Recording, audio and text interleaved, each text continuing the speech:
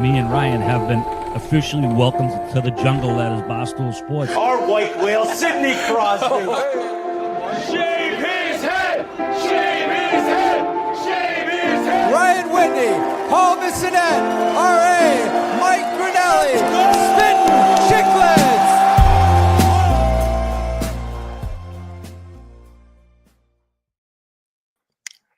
What is up, folks? Welcome to episode 559 of the Spittin Chiclets podcast, coming to you on a Friday morning. And we got some happy members of this pod. Everyone's actually happy. And we're going to get into why. Everyone knows why with Biz and I. But Merles, you're on a heater. Keith, the cats. What can we say besides thank you so much to Pink Whitney? Pink Whitney, the pink lemonade flavored vodka. Take your shot with Pink Whitney. Hey, it's Derby weekend, guys. What's a beautiful little colorful drink you can have to watch the ponies race? Pink Whitney. Take your shot with it. Make a drink with it. I just really could picture somebody sitting in the corner of Churchill Downs watching a big old horse round the corner as they sip on their Pink Whitney with their bet maybe coming on through. Shout out DraftKings as well. But Pink Whitney, the #1 flavored vodka in the world. Take your shot with Pink Whitney, and thank you so much to them. Guys, what a playoff. What a playoff. And our man Biz. Overload. Our man Biz, for anyone who missed it, Wednesday on Game Notes, we made an appearance after a brutal Game 5 loss at home for the Toronto Maple Leafs. The man came on the show, helping out Armdog and Merles, and we thought he'd snap. We thought he'd overreact, but he came in calm, cool, and collected. And he ended up looking like a goddamn genius for it. So, Biz, congratulations. You guys are now 2-13 in potential series clinching games. Great job. As 99, the great one, said, stats are for losers. Throw those out the window. We're off to the second round. It's jubilation, relief. And going back to your comments, and I don't want to keep it, I want to keep it positive. I don't want to be too negative. Merle's in the chat last night saying that it's a cease and desist to TNT for me doing a State of the Union address as if though it was Game Notes' idea to even do it. It was his IP. It was his IP. Yeah. Check the Game Notes. Check the text thread. I invited you on. We said our fans need the Maple Leafs State of the Union address, and you agreed.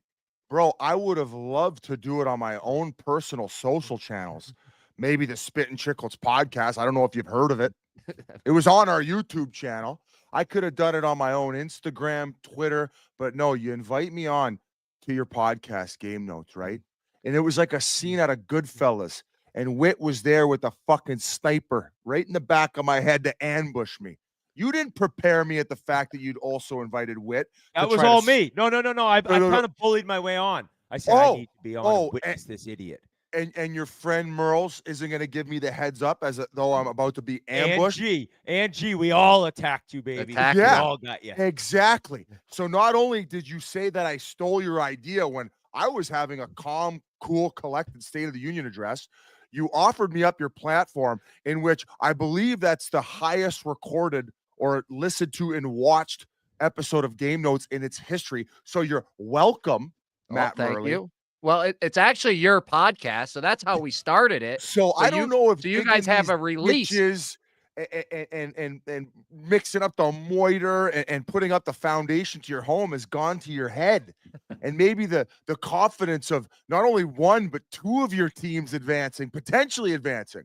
We got Vegas, we got Colorado, and it goes back to Whit said we're all happy because we're all advancing. At least one of our squads, and Army's team, the Winnipeg Jets, also have the opportunity to close out tonight. So it could be a clean sweep. The only guy really sucking his thumb is Mike Grinnell. Yeah, his team wasn't even in the dance. They didn't even get to the dance. Bunch of virgins just like the Ottawa Senators. So RIP to Brady and the squad. It was a tremendous run.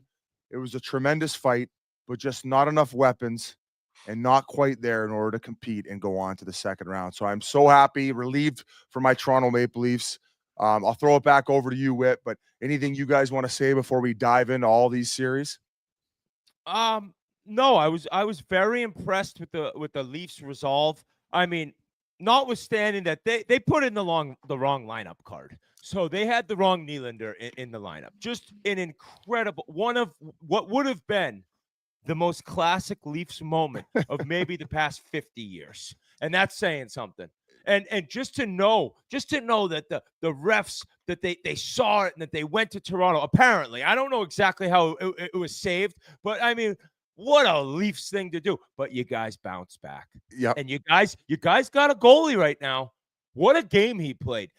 I thought that Ottawa went down 2-0. They looked brutal, and they really picked it up, and they started coming, and they tie it up. But Stolarz, in the process, before they even tied it up, incredible saves. Incredible. I'm curious what Sens fans, Leafs fans think of the Perron tying goal. Like, it's a beautiful shot. My son was like, did he mean to do that? I'm like, yeah, he did, I think. But is it still not on the goal? Like, you can't be giving up goals from behind the goal line, in my opinion. But it didn't even matter, Biz. It didn't even matter. And Pacioretty gets moved up in the lineup as Leafs fans are ready to lose their mind that he's even playing. And Scotty Lawton gets ripped on since he's been brought over, and he blocks the shot at the end of the game. And Nylander, the correct one, William, gets the empty netter on and Keith sent the funniest text I think I've ever read on the group chat. He said the core four work their bag off when the net's empty. It was an incredible empty net. Oh, yeah. Okay. You're starting early, aren't you, Mr. Kitty Cat? You guys are going to war, and me and Merles are going to war. We might start an OnlyFans of you getting throttled by the fucking current Florida Panthers team. Biz, you're the only one that would be getting throttled in the OnlyFans. I mean, Jesus Christ. Can you get Matthew Tkachuk and Aaron Ekblad's ball bag out of your mouth soon enough, Keith? I mean, you might as well. You might as well be on the. You're using the NHL's money to talk about the fucking Toronto Maple Leafs. Keith, you played for the Panthers. Exactly. That's what I was going to say. I was claimed by the Toronto Maple Leafs, but the Phoenix Coyotes finished worse in the standings the year prior. Therefore, they won the fact. No, but they tried putting you on waivers, but they put the wrong name into the league waiver wire. That's why you still have that jacket. Clarification on that. So they do it digitally. And when they pulled up Nylander, it pulled up Alex and accidentally filled that in, but it was caught before puck drop, for those of you wondering what Whit was talking about. So the thing is, though, if that's the lineup card and the puck is dropped and the other team says, hey, they put in the wrong guy, he's not filled in on the score sheet, he's donezo. He ain't playing that game. So those two big goals that he scored, including that second one to give him a little bit of a cushion, they're scrambling. And just like last year, everybody's like, where the fuck's one of our core four when the game matters? So crazy situation before puck drop. But going back to what you said, Whit, Ottawa must have had 6 to 7 odd man rushes during that period of time where they didn't have many shots. It was like 11 or 12 shots. But Stolarz had to come up so big when the boys were turning things over and fumble fucking it in their own end. There's no doubt in my mind that they were a little bit puckered up, even playing with the lead. Because when it went 2-0, Ottawa flipped the switch, and then you saw the real Ottawa Senators, the one that we saw the 2 games prior, who controlled majority of the play. So goaltending, absolutely huge. I felt like, to a man, the defense really stepped up. I felt so maybe more in the beginning of the series with the clutchness of the offense. The power play needed to come through with a big goal. Poppy early on with that big screen in front of the net. Probably not. No, it was just that's on the ice, I believe. Not a great goal by Ullmark. As Hank talked about, he said you could still look up without having to sacrifice your foot positioning, where he brings his right leg in too much, where when he goes down on the butterfly, he should cover past the post. He didn't. A very heads-up shot by Matthews to keep that on the ice and pick that spot. But once again, just like the Vegas game with Mark Stone, it comes down to that net front presence and that screen. So, so happy. Chief was getting ridiculed for putting Patches in the lineup. Ridiculed. And then people saw him on the second line, and they were ready to burn more jerseys. And the fact that he comes through with that big play on the Nylander goal to get an assist, but that fucking glorious shot in the slot on an unbelievable play by Holmberg, who I thought was very solid, and Max Domi with the patience coming out from behind the net with that backhand. Beautiful, clutch goal. Takes a lot of pressure off the boys, especially at the fact that they just tied it up. But boy, oh boy, we're on the greener pastures. The second round against the Florida Panthers, boys, a big W. You know why Chief is getting, ridiculed and all these players are getting ridiculed? It's because of dummy fans like you and Hockey Illuminati. Let these fucking guys play. Stop putting so much pressure on them. They don't. It's like you guys, you. I'm looking at you, Paul Bissonnette. You are the problem. Oh, yeah? Yeah, you're the problem. The guy who came on and gave a free yoga session and told everybody to calm themselves before puck drop. I'm the problem? Yeah. I wasn't going crazy. I was telling, hey, let these guys figure it out. Not every game's going to be a Picasso. We could figure it out. So I came on and gave a State of the Union address to tell all the lunatics to calm down, and I'm the fucking problem? Yeah, you're the problem. After the game, you got confetti flying in the office. They had a as if you parade. just won the Stanley Cup. You can't celebrate a win? This isn't baseball. If you're not used to winning. But those guys, they're used to winning. You see what they said after the game? Brad Marchand gets player of the game to close out the Tampa Bay Lightning. Hey, guys, yeah, this is all great. Oh, the guy who had to jump ship to try to win another championship? Oh, that guy? That's where he's going. Oh, And I respect it, Biz. You got to find you mean Kevin storylines. Durant? You got to find storyline. You mean he's probably got a worse hairline than Kevin Durant? Had to jump ship, go over to the Golden State Warriors to finally win his fucking championship. Bergeron and Chara were fucking carrying his fucking jockstrap around when he won it the first time. It didn't even count. You want to talk to me about Brad Marchand? Fucking come on. For Hockey Illuminati, like it is interesting. Pacioretty, right? Number 67, 1967. A little. That's a sign. That's a possible sign. Also, Pacioretty making that play on Jensen. Jensen has full control just inside his defensive blue line. Great stick to get it away. Nylander gets that shot off, makes it 2-0. That was a huge moment. Yeah, credit Berube. And then I think I said on game notes when you got off, this is why they brought him in, right? They needed a coach who'd been there, done that, who'd been through the wars, been through the battles of the playoffs, the ups and downs, the swings, where Leafs fans really make it so difficult for anyone on the team to stay somewhat in the middle if they are paying attention, which, God, I hope they're not. And I don't think they are, but it's a market where it's up and down and up and down. And Berube, starting with the first goal of the series, when he looked at Mark Savard with the death eyes and said, calm the fuck down.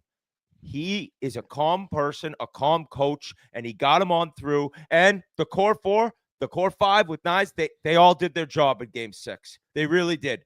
They're in for a big time, different type test coming up here, and we'll get into that. But the Toronto Maple Leafs have gone through. Merles, do you have anything other on this series that you thought of once? Anything else you want to take credit for, Mer? Maybe the Leafs power play. I don't know. I was going to pump your tires with the busy bet. It came out hot, got the 2 goal scorers right out of the way early, and then there was chances. They had chances. Nyes had a couple good chances for the point. Tavares was in on a couple, but a great bet. I'm happy. I was never a bigger Leafs fan because I was on it with you last night, but I still would like to know if it's true the refs are the one that found out Nylander was out of there, and why are they getting involved? That's not their job, I don't think. Well, you know what? I actually caught wind that I have a very special guest coming on who actually called in the glitch, and I want to bring him in right now. Is this Illuminati? Yeah, you know it is. All right, guys, listen. Listen, and it's all fun and games, but we're getting down to work. Guys like me and Biz, we're getting down to work. We got a war to get to. And last night, Whit, look, Whit's crying. I already got him crying. Hey, Will, my team moved on as well. I'm happy. This isn't about you right now. Yeah, it's not about you. It's not about you. He just said, Whit, you're crying, Biz. Whit, you're not crying. Oh, I'm not crying, man. Will, how does it feel, buddy? It was unbelievable. I was like, I ran in the other room. My son was in the shower. I was like, get out of the shower. What are you doing? The Leafs just moved on. He's like, what? The Leafs just beat the 8 seed. Yeah, let's go, guys. Oh, hey, pump the brakes. Listen, oh my God, this is like a hockey social media live. You go on there, you make one comment, Biz, you're so brave. I see you taking people on, telling people to fuck off, which is hilarious. It's unreal. I was at the game the other night. Biz, you and I were talking about this. You were. I was at the tough game. Sledding, though. It was sledding, tough, you know. It was tough sledding. I take my dad. My dad's 86. He's having the time of his life, you know, and he's been, you know, whatever. People are booing in the stands. I'm like, what are you doing booing? Who boos for their own team? That is bush league, man. And I'm like, come on, get up, stand up. I thought they started doing that when they put you on the Jumbotron. Well, that was the first boo. That's true. Let's be honest. I got a lot of like, hey, I thought you were going to be a good luck charm. I guess not, eh? And I'm like, fuck it. I'm with my dad. 4-0. 4-0. Your dad's like, thanks a lot, son. You're starting to kind of look like Shanny. Like, remember Shanny when he had the long flow? Like, you're like morphing into your guy. I know. People say that a lot. People say I'm like a better looking and better shape Shanny. I get that so much. And but I did actually. Do you remember I did that thing about him for the NHL awards years ago when he was head of player safety? Oh yeah. Which brilliantly before his tenure it was called like, penalty or whatever the hell it was called, player enforcement, and they changed it to player safety. Brilliant move. Yeah. And anyway, deflect. Right? And then I did that video of him and I was in pretty good shape at the time. And I feel like I made him look good. Let's be honest. You looked unbelievable. What were you most impressed of in that first round from the Leafs? I was impressed that they held on, that they didn't, like everybody's going, oh, the collapse, and here we go. You see it all the time. And they didn't. They stuck tough. I mean, Pacioretty, unbelievable. What an unbelievable move. And guess what? Willie Nylander. Is there anybody cooler on the planet than Willie Nylander? Not a lot of guys. Do you remember? Wait, you were there. Jans remember says, we were. Yeah. Well, Jans is a hater. He actually pretty much still works for the Florida Panthers, so you might be catching some flack for him. So we're actually going to war with that guy right there. Well, listen, Florida has his outfit. Remember Nylander's outfit that night? Well, this I was going to say. First of all, Florida has such a long, rich hockey history. But so we're out for dinner last year at the All-Star game in Toronto. It's I don't know, -10 degrees out, and we're sitting there. Shanny was with us. And in comes Willie in a tank top, middle of winter. And I'm like, is that the coolest guy I've ever seen? Yep, it is. Like, it was unreal. Until he shuts it down on the ice a little bit and doesn't back check. But hey, I guess that's cool too, Biz. That's cool. And when you're one of these TikTok players. But you know what? His game has changed. All of them have changed. Watching Matthews' game change the way it has in the last year has been super, super amazing to watch. Seeing him lead by skating back and checking guys and playing in the defensive zone has been unbelievable. And watching him not carry the puck as much through the neutral zone, dishing it off to other guys, trying to set it up, really trying to be the quarterback much more than just getting in there and sniping has been unreal. And I think that you do see that difference. There is such a team mentality now, which is great. I think you should mention, Biz. Sorry. I knew the Leafs were going to win Game 6. When I saw the report come out, Matthews didn't break his own stick in Game 5. Everyone thought it was frustration, and Matthews was disgusted, and he had broken Ridley Gregg's stick in Game 1 or 2, and that was a nice move, right? Fuck them. Fuck the Sens. But now Game 5 comes around, he's breaking his own stick. They're getting shuttered at home. Well, the report comes out. That was actually Ridley Gregg's stick again. And I had wondered when the clip originally came out, I wondered, he broke the stick and threw it on the ice. I'm like, why is he throwing it on the ice? Like that, why wouldn't he give it? No. He actually grabbed it on the way to the bench. And I was like, oh, it wasn't frustration. It wasn't disgust. The Leafs are still okay. Matthews isn't losing his mind. And he goes on to score. He gets the first power play goal, I believe, in 31 attempts in series clinching possibility games. And then the Leafs go. And I thought they were going to blow it. I really did. But I'm happy for Will. I'm happy for Biz. I'm happy for my son, Wyatt, even though I was blatantly rooting against him as he was up in bed yelling, what's the score? What's the score? But I now know that you guys are going to meet the train that's coming. The new train, the bright line that goes through Florida. Toot, toot, and yans. And you know what? I'm going to let you guys enjoy this, but I did want to mention that Matthews was never disgusted breaking his own stick. It was another member of the Ottawa Senators stick again. What, Jans, do you have anything to say? I do, yeah. More towards Will, not you, Paul. Sure. But any, unsettled-ties, how good are you feeling going into this series after, going to overtime, 3 games against Ottawa? Not a great team, a team that you guys probably should have beaten 4, maybe 5.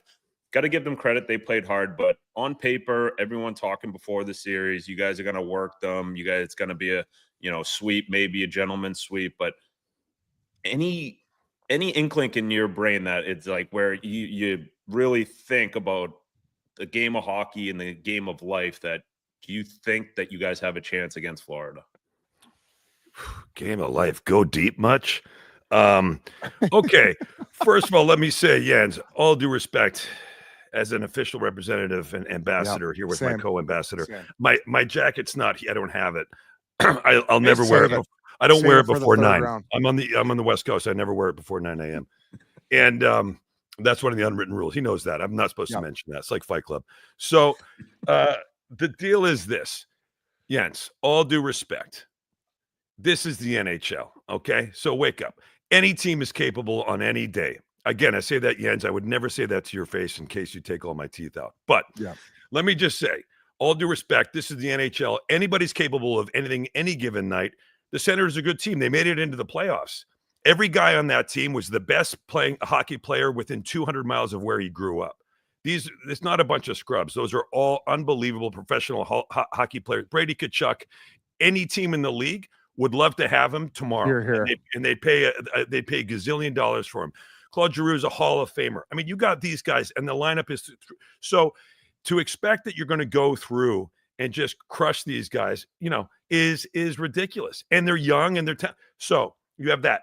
The Leafs did win in overtime, but they did win those games in overtime, and they lost all those games in overtime against the Bruins over the years, against whomever. Name the team that they lost all those series in overtime, and you could say to those teams that went on to win the Stanley Cup, well, you won the Stanley Cup, but the Leafs took you to overtime 4 times.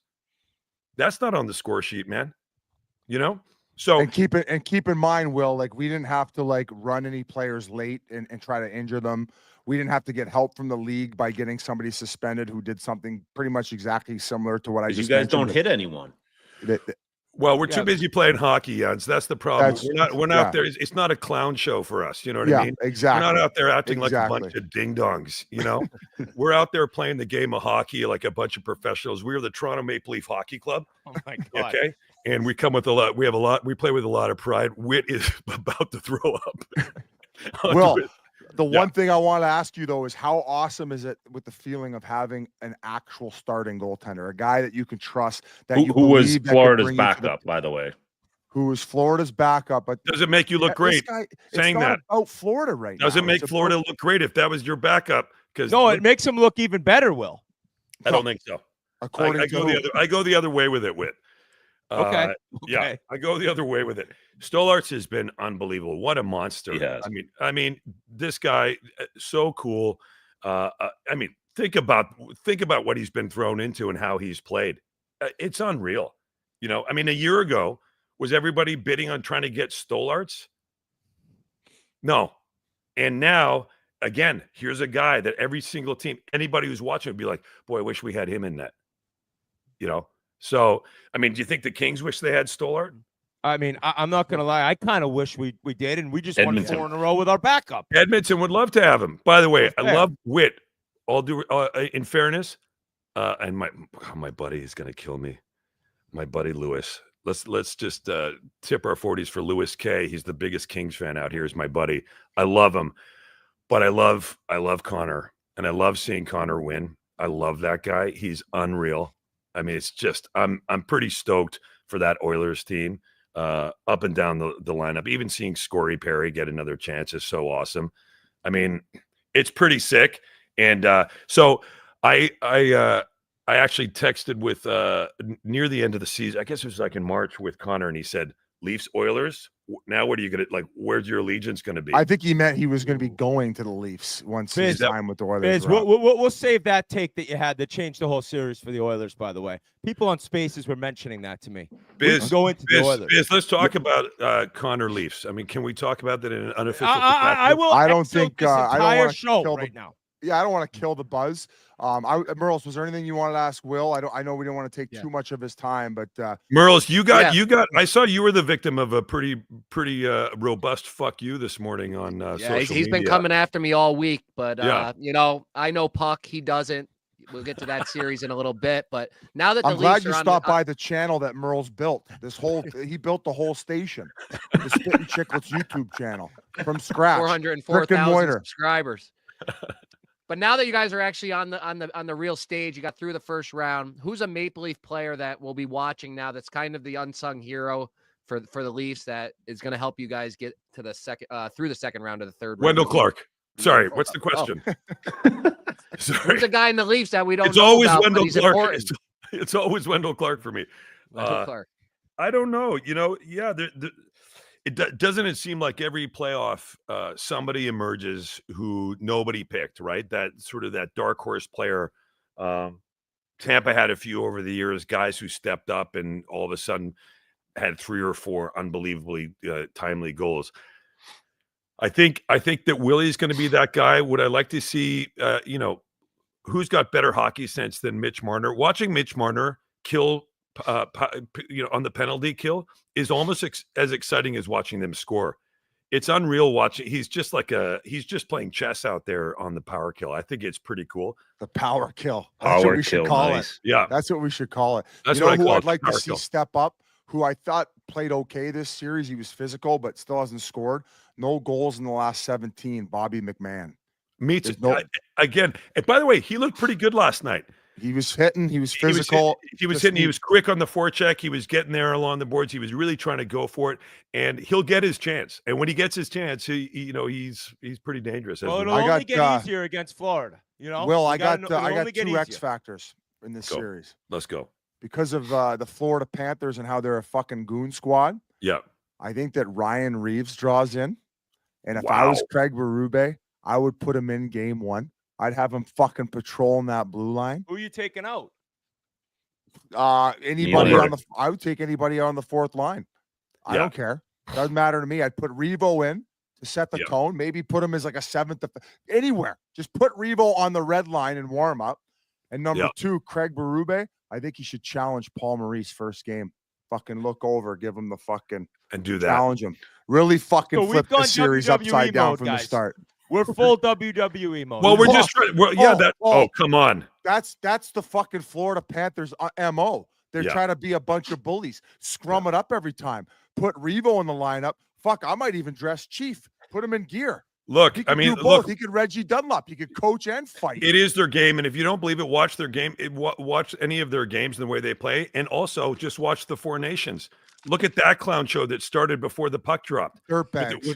Right? Just like starting the game with 3 fights in a row. Like, give me a break. I just don't get, like, Biz has been on this train. Like, sorry, I mean that's speaking as a Canadian champion hockey team who lives in the U.S. No, but like it's like we're professionals. We don't play dirty. We don't run around and try to hurt people. It's like, dude, this is the Stanley Cup playoffs. You've been watching this since you were 7 years old, Biz. What part of you thinks that how Florida plays and what you're saying you don't do isn't part of winning the Stanley Cup?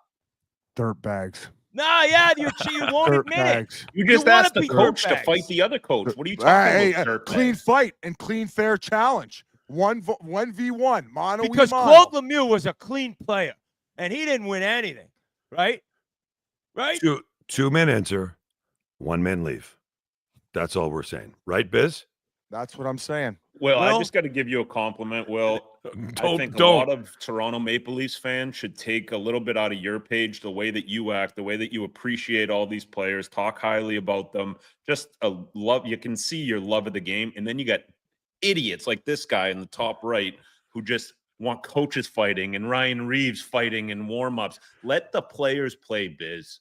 Take a page out of Will's book. This guy's supporting teams where guys are injecting each other with needles in their ass, fucking cheating 20 games before playoffs to try to get the extra edge, and then they're going full roid rage mode.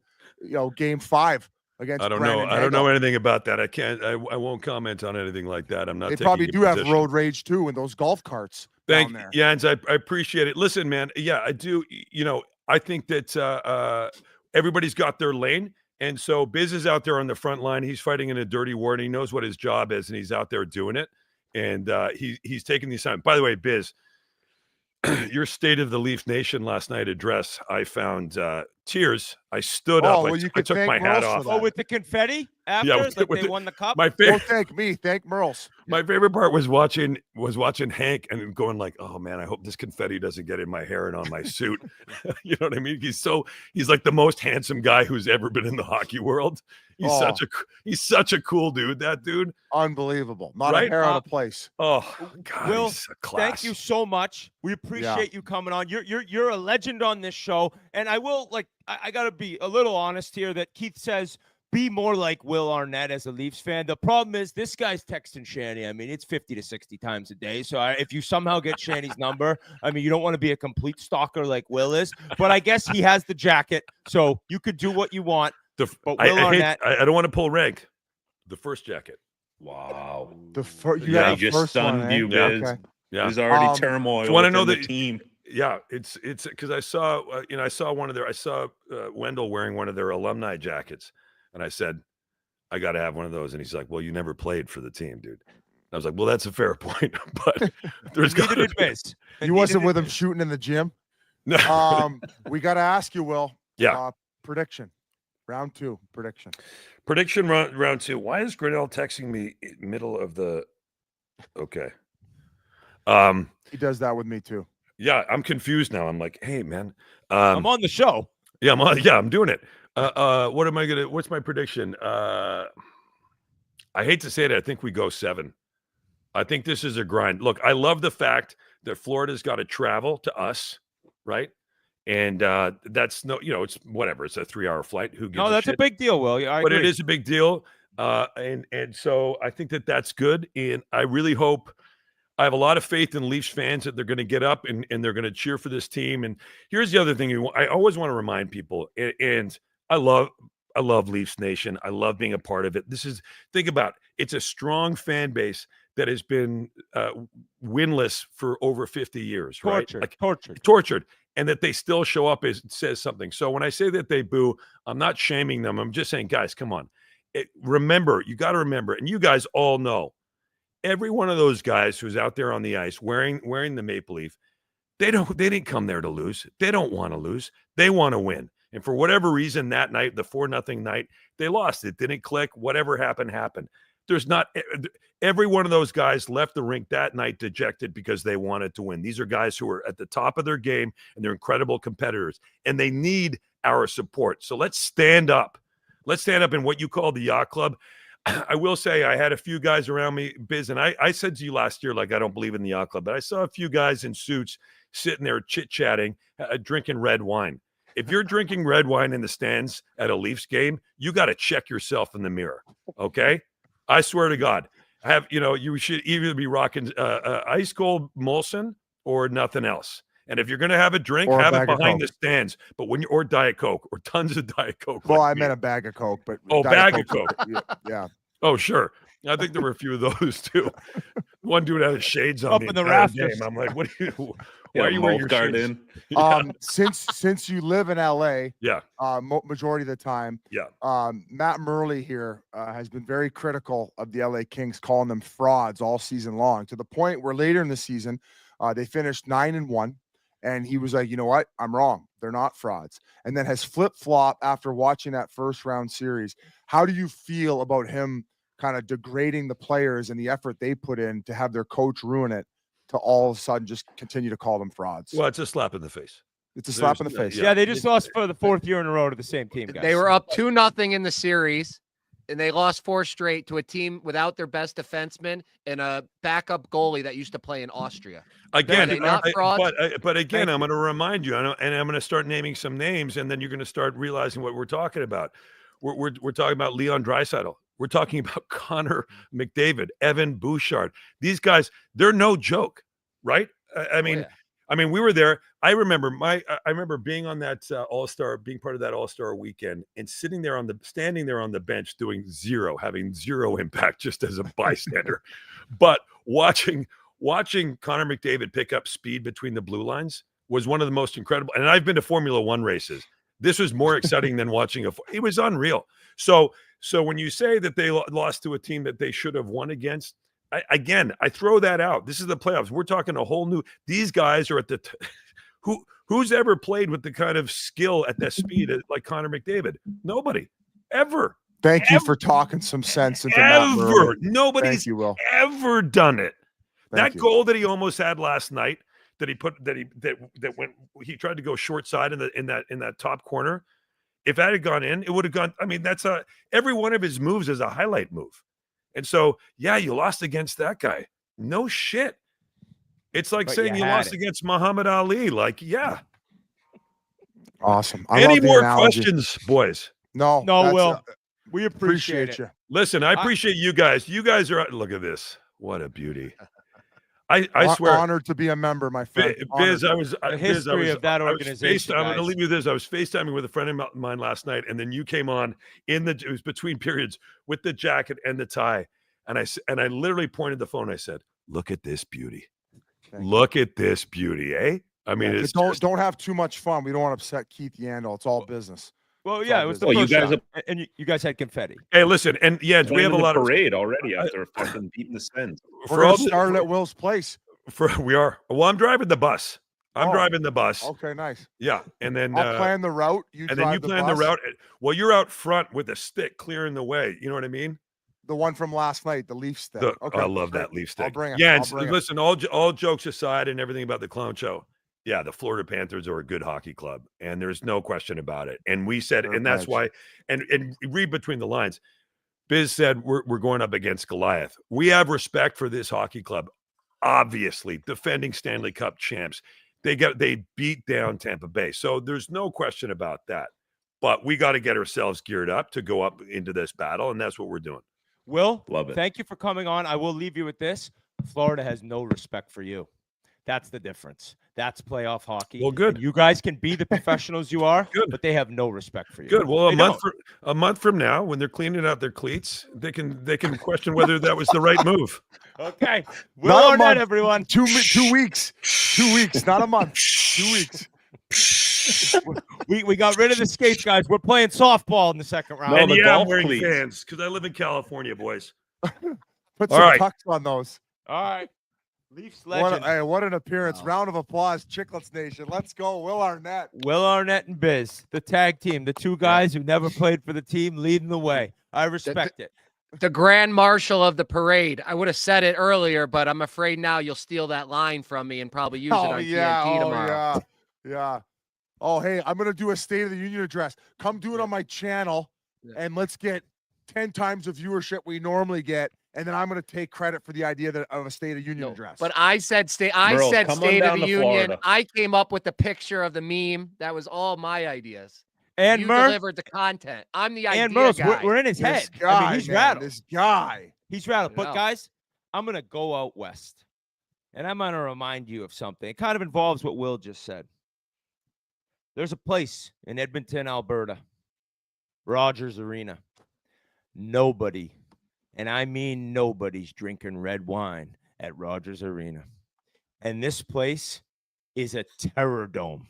It's look at Yari Curry, Wayne Gretzky, Kevin Lowe, all in one. Will Arnett. And the Edmonton Oilers just stuffed the LA Kings in a locker for the 4th straight year. This was the best Kings team we had to face. Merle's brought up, we're missing our best defenseman. And still, we go on to win 4 straight games, send them packing. That is now going back to game 4 against Dallas in the Western Conference Final, game 6 against Dallas in the Western Conference Final, game 4 against the Panthers in the Stanley Cup Final, game 6 against the Panthers in Western Conference Final, Stanley Cup Final, and then 3 in a row in this. That's 7 straight home wins. That is a home ice advantage that is unlike any in the league. What about game 3 of the Stanley Cup Finals? True. We'll forget that. Doesn't matter. Stat guy Biz is back. 7-1. Okay. Listen. I'm going to say right now that this team, something happened. And I'm not talking Hiller with the challenge. I'm not talking sitting back in game 4. Game 5, this team just found it. They found their legs. They found their depth. In game 5 and game 6, combined, Leon and Connor had 3 points. We scored 9 goals. It's Connor Brown. It's Adam Henrique. It's the janitor, Matthias Janmark. It's the D doing together. And Calvin Pickard, for as insane as it was for him to start some of these games that people were like, you got to put Skinner back in. The guy won 4 in a row. Merle's mentioned he was in Austria. And the Kings, yes, they didn't have the depth the Oilers had. And they had the lead, and then they sat back. And Biz can blame the coaches. Biz is putting no onus on the players of the Kings. Nothing. But it was the Edmonton Oilers players who came together as one. And now, similar to you, Biz, we're going to war. We got a tough one in front of us. I'm not going to deny that. And we start in Vegas, and they took us down in 6 2 years ago. But I can't believe how good the Oilers looked the last 2 games. It's really reminding me of the run they went on last year, which, remember, nobody gave them a chance last year. Against Dallas, they're going to get worked by Dallas. Nope, they're not. And I think really it's going to be an incredible series, and we're going to need goaltending. And I don't really know who you start. I think you have to go Pickard game 1. You got to go Pickard. Yeah. You got to go Pickard, Biz? Okay. Buddy, just McDavid going over them as soon as they won the other night in overtime.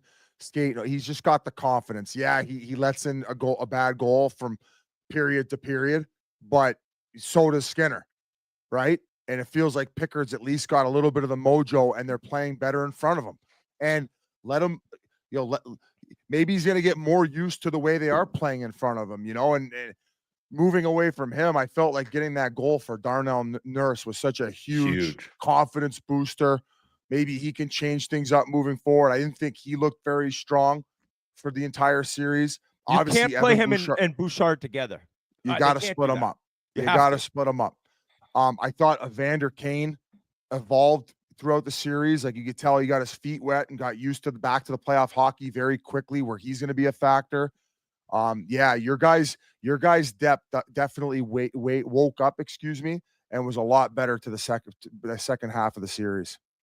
With the Pickard thing, I had Grant Fuhr as a goalie coach in Phoenix, and he always used to tell me, and I think I've heard Wayne say it too. It's like, I just had to make the last save. I knew my guys could go out and score a goal. Like, he didn't care if they won 8-6 or 8-7. He just had to make that one extra save, and that's all Pickard's got to do, because there is no lead that's safe with, when you're playing Edmonton. You could be down 3 in the first period and end up losing 6-4. It's like, so there's no lead for those guys that I think they're not comfortable with. Like, they go in after the second period down 2. I don't think there's any panic in their game, right? There's a lot of belief in the Oilers room, and it stems back to last year. And yes, we know how Game 7 went, but to come back in that series, like, that creates something. And all year it was kind of like, what is this team?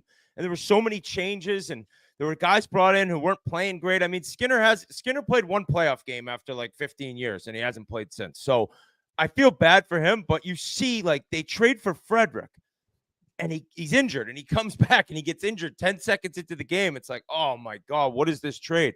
But they stuck with him in this series, and he did not look good. Like, at the beginning of the season, and even for Kane, he'd start in game 2. It's like, God, you understand, you've been out this long. But as I said at the beginning, they found their legs. They found something. They found the way they need to play. And as much as you want to chirp Jim Hiller, Knobloch did really decide, like, I'm not going to just play my big guns 25 minutes. These guys, if we're going to continue to move on and play deeper into the playoffs, we need depth scoring. And by playing these guys more, like Brown in game 6 was, I mean, he had 3 points, like the pass to Henrique on the 2-on-1, fighting off a defender. Like, that's the guy we saw in the finals against Florida. And that's the guy that when you lose the players that they did, it's like, all right, we're going to need Brown and Janmark. And they waited, and now they're here. So looking at Vegas, it's scary. And we'll get to Vegas. They moved on. But it's just hard for me not to believe in the Oilers. Like, they always come through. I said on game notes, it is a roller coaster. But goddamn, are their games entertaining and fun to watch. It's crazy the amount of skill you see. And I don't know if I'm being a homer here. And Biz, like, shoot me straight. But I watch Toronto, Ottawa, and then and other series as well, Tampa, Florida. And then I click over at 10 o'clock Eastern, and I watch the Oilers, and the games just look faster. The games look like they're at a different speed. And I know Will's bringing up McDavid's speed and the team speed, but they are so fun to watch because of the pace of all these games. To me, it's like I'm just sitting at the edge of my couch, like, and it's back and forth, but it's always entertaining. And that's why I'm loyal to the Oil. That's why I know this team could continue to move on. You're saying more entertaining than watching Toronto? I think so. Yeah. Yeah, I would agree with that. I also Now, that's not necessarily always a good thing. Right. I thought there were point in times where Leafs looked timid and nervous and not going after it the way that you see the Oilers do, especially the top guys. I think that was my biggest gripe, where they'd have like 8 to 10 minute lapses where normally Edmonton, if they have a few bad shifts, they're able to turn back the momentum in their favor quicker and control that. And usually that's done by at least Leon and Connor. But like I said, throughout the course of that series, it felt like even the third and fourth line started contributing, like that Arvidsson play over to Janmark in that one game. So they're starting to get their feet wet. They're not looking as old, small, and slow as I thought coming into playoffs. Yes. And I'm still not going to agree that LA is the fraud squad. I think there was a lot of decisions that the coaches made, including spreading out ice time appropriately. The call to challenge that one goal, the not addressing sitting back in the third periods, not only from game 3, but also game 4, which was even worse when there was 113 shot attempts. So like I screenshotted a tweet, and it just has to be so frustrating for Kings fans, because you saw a Vezina nominated goalie in net. You saw a top power play in playoffs, home ice advantage. They led the series as far as in minutes, like most of the series. They had the second most goals in playoffs at that point. They got contributions from guys like Clark on the back end, who he had 2 goals. You had a defenseman making 9.5 who had more goals then, and other younger players stepped up. Well, Spence scored in game 6, and LA fans are like, why hasn't he been playing more? It was a sick goal, too. I know, but that ain't his decision. That ain't the player's decision. So you're proving my point. Kempe, Deneau, and Gavrikov elevated their play. I thought Gavrikov had a heck of a series, especially at the fact that him and the 3 other guys had to play all the ice time on the back end. And then then it says Edmonton wins the series. It doesn't make sense. It doesn't. I think that they got hosed, and I don't think they deserve the fraud squad title. And that's all I got to say about that. But credit to Edmonton and everything they were able to do and make the adjustments that Knobloch made last year in that run, just like he did this year. The adjustments he usually makes work out, and that's why he's a great coach. And the thing is LA didn't have that. And if they did, it would have been series over in 4 or 5 games. The coach is part of the team, and he is maybe the biggest reason they lost, but he's part of the team. They cannot beat the Oilers. It's in their head. Oilers have the experience. They go in that locker room down. We're like, whatever, we're going to beat this team. We always beat this team. And the LA Kings are thinking the opposite. Oh, we can't beat this We're team. a players podcast. How are we going to lose it this time? We're a players podcast. The whole organization. To call that effort that the players put forth fraudulent, I can't. It doesn't sit well with me. And also, it takes away from what the Edmonton Oilers are, as Will Arnett put. So I'm going to leave it at that. I'm not going to argue with you anymore about the details of, I'm going to release a statement. Okay, we're going to call it the state of the union. Like, a lot of discrepancies here, Murr. But we're going to move on. That team's dead. Like, we knew it, so we don't need to talk about them anymore. The whole organization's frauds. They traded Jonathan Quick to the Columbus Blue Jackets. They put up a statue of Dustin Brown. Like, the whole organization they're done. Look, they haven't won a first-round series. He's chirping a guy. He's chirping a captain who won 2 Stanley Cups. Yep. I can't believe it. I can't believe it. Hey, they haven't won a series in 11 years now, and 4 in a row to Edmonton. This guy's claim to fame is wearing the number that McKinnon now wears in Colorado, and he's chirping a guy who has a statue outside of Crypto.com who's got 2 Stanley Cups that he captained. Where's Jonathan Quick? Where's the Jonathan Quick statue? Instead, they trade him to Columbus. He probably doesn't want it anymore. Yeah. They're going to give him one when he retires, I believe. Right. Kopitar, I don't think Doughty, he's Quick, showing Brown. up because of Murr. I think that topic's a little sensitive for Biz, because I think he sees a lot of what the Leafs had to deal with the Bruins for a long time and the Kings not being able to beat that one team. That's fair. I mean, at the end of the day, right? Like, even Will said it, like, you lose to fucking Connor McDavid, like, in Leon Draisaitl. Like, these guys are top tier players, 2 of the best in the world, if not the 2 best. And I agree with you, Biz. I don't think the blame should be on the players as much as the coaches for not putting them in the right situations, not giving them the right game plan to win. And maybe they did and they didn't execute it the right way. But from sitting on my couch, it looked like they did what they were being told, and it did not work, and they kept doing it. Why don't we get the chat involved? I'm interested to hear. We don't need to hear the answer quite yet, but G, you can kind of see how the answers come in. Would you deem them the fraud or choke squad? That's the last thing I'm going to ask on this. You want to be either one? I want Merles to be corrected in saying that he's called them a fraud squad. Yes, I want to hear choke squad out of his mouth. I just am with him that includes the coach. This is an endless argument. The last thing I want to say about the Oilers is Klingberg was signed in the middle of the year, right?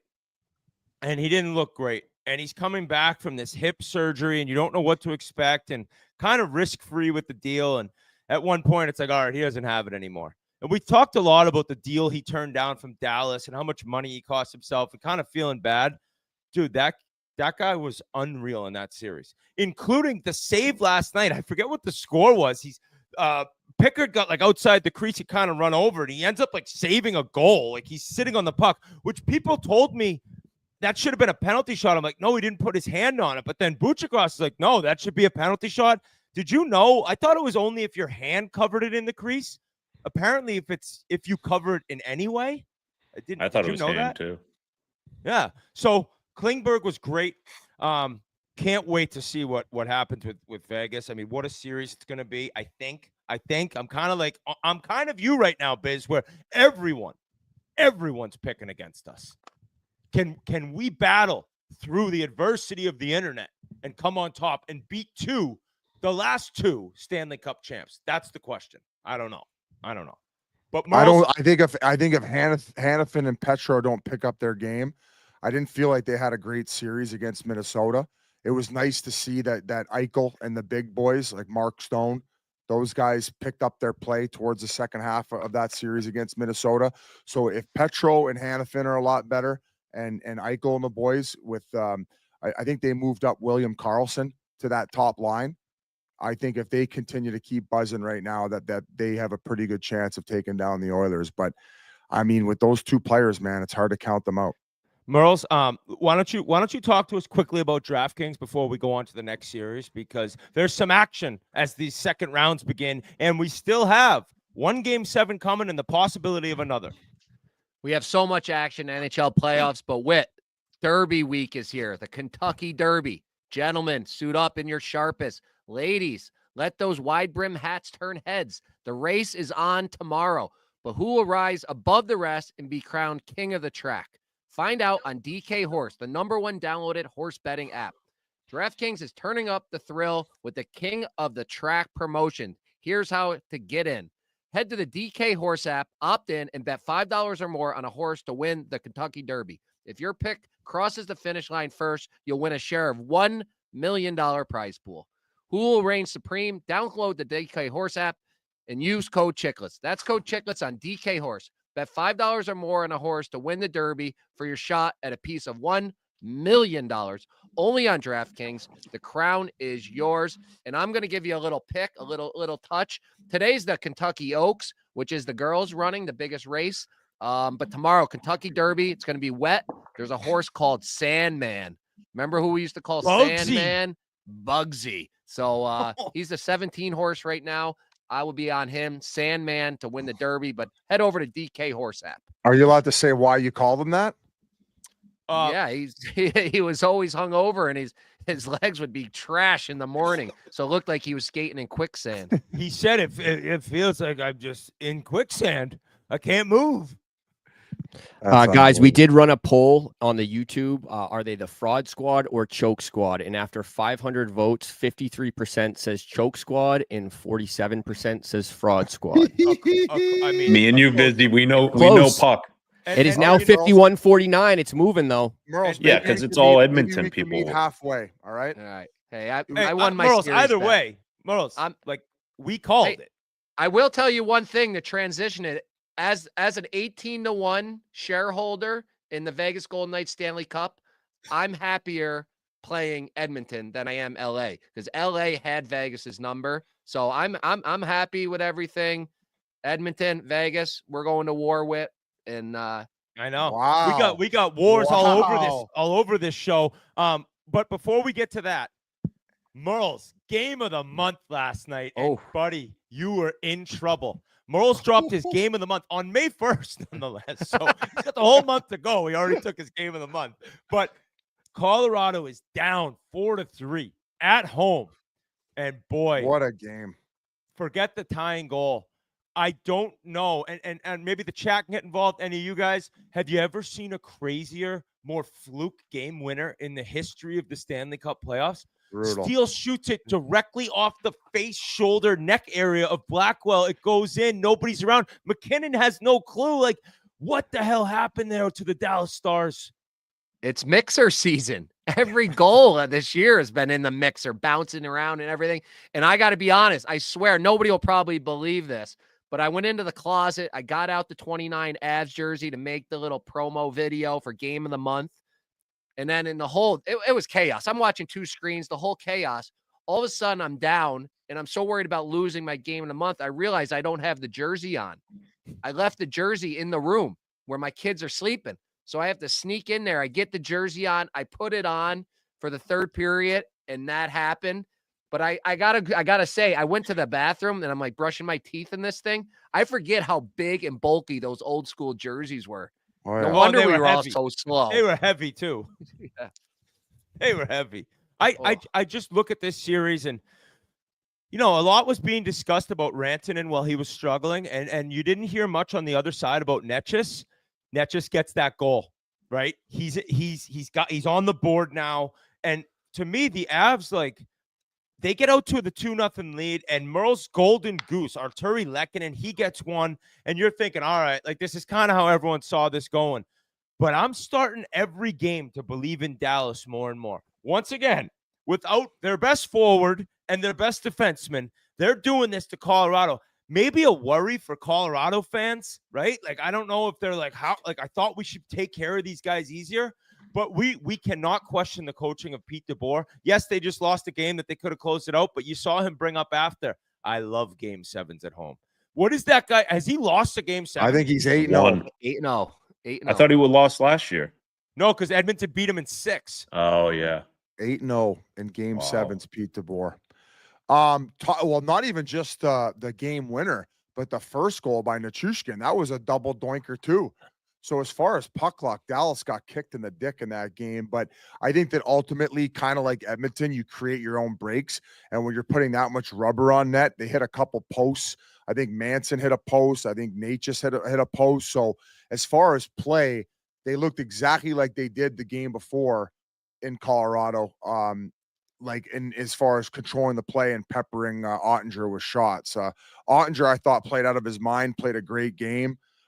Don't understand on the tying goal what Dadonov was doing.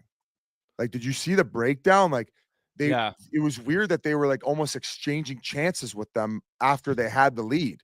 And when they were up 4-3, like Dadonov's the F3 and he just comes dipping in and it gives them just an automatic 3-on-2. And it's a great play, like POP from the side. I think it was Nelson who shot it in. And Nichushkin, the choo-choo train. The fact that he kicks that up to his stick with his knee right to his blade and then the back of the net, like, he's a fucking menace, this guy, man. And I don't know who to root for. Dallas is so good at home. Colorado doesn't necessarily play the exact same on the road. So I view it as a coin toss. And I would like to see Colorado advance because I feel like they're even more entertaining, but I don't think it matters either way. Because if Dallas ends up getting Heiskanen back and Robertson and they keep playing this way, the way they have against Colorado, I view them as the Cup favorites. Biz, the tying goal that you bring up, yeah, you cannot dive down there. It makes sense. But what's more impressive was it actually wasn't Nelson. He dropped it, and it was Landeskog. Landeskog. And this animal, he's now moved his way up onto the first power play in the second line, playing with Nelson and Nichushkin. And he, like, that's I mean, I talk about the Oilers guys coming back from injury, like 20, 30 games this season for Kane. It's been 3 fucking years for Landeskog. And he looks phenomenal. And that's why you're like kind of, Colorado, the feel-good story. I know Dallas Stars fans won't love that. But if I'm a Stars fan, I think you're saying 50-50. I'm very confident going into game 7. I just think that with DeBoer's history, and granted, at some point that's going to end, but what you've done at home and how good game 5, how easy it was for you in game 5, after everyone wrote you off after game 4, I just think that the way they play, they're suffocating. And if Ottinger shows up, dude, they're very difficult to beat. As the series has progressed too, I feel like Blackwood's looked more and more normal. He needs to have a hell of a game. Like last game they went in there, he lets in that shitty goal 9 seconds in. They can't be having none of that nonsense. He needs to shut the door for McKinnon and the boys and prove as to why they gave him that big ticket and they see him as the goalie of the future. Makar has looked in some cases very average as well. Like game 3, I didn't think he was great. Even after game 5, he was very accountable. He says, I need to be better. I need to be moving my feet. That's when I'm at my best, when we're closing them off defensively and gaining offense from shutting things down defensively. So he had some pretty strong enough criticism of himself going into game 6, having to be better. Still think there's more left to show. And the fact that they don't have one of those across the ice, he needs to be the difference maker in game 7. Like he has to be the Cale Makar that scored 30 fucking goals in the regular season. Yeah, I thought he looked good last night, but Yeah. I hear what you're saying.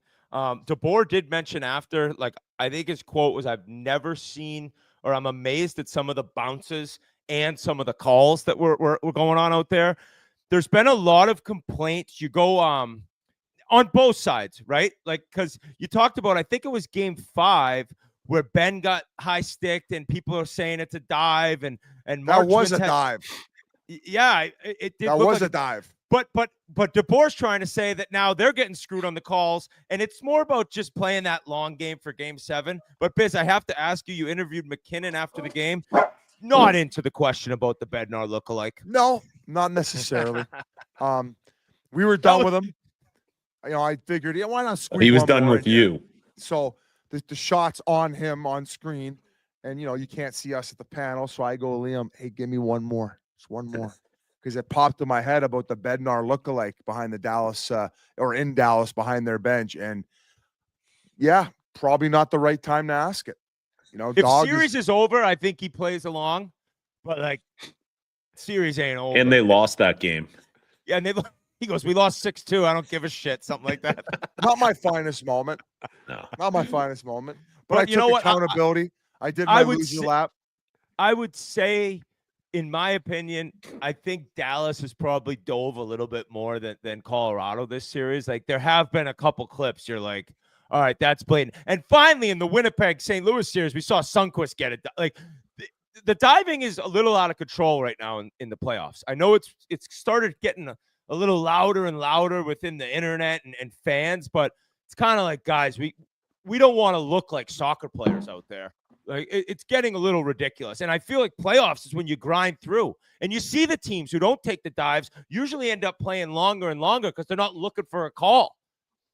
So my thing is with the cross-checking to me is, I think it's gotten so bad that guys are just abused. Like, if there's a scrum on the wall, you just see guys going to work. And then, you know, you get cross-checked 2 times, you're feeling it. You guys, well, I mean, we all know there's no padding there. So you're feeling every one of those cross-checks. And then maybe on the third one, you're diving you're like, hey, ref, I've gotten cross-checked 2 times here as hard as I possibly could. Can you maybe give me one? So they're taking dives. But I agree with you. I think DeBoer's doing a little bit of gamesmanship on they're kind of calling out Makar for diving a little bit, but I think that's more just like, hey, if it comes to a game 7, we're going to be ruthless on this, guys. And maybe it's in the ref's mind to not make those softer calls and kind of let it play that, you know, maybe he has been diving a little bit, but I agree with you. I think that's all gamesmanship. And I think for game 7, put the whistles away and let the boys play. Lower the cage. Yep. Lower the cage. Lower the cage.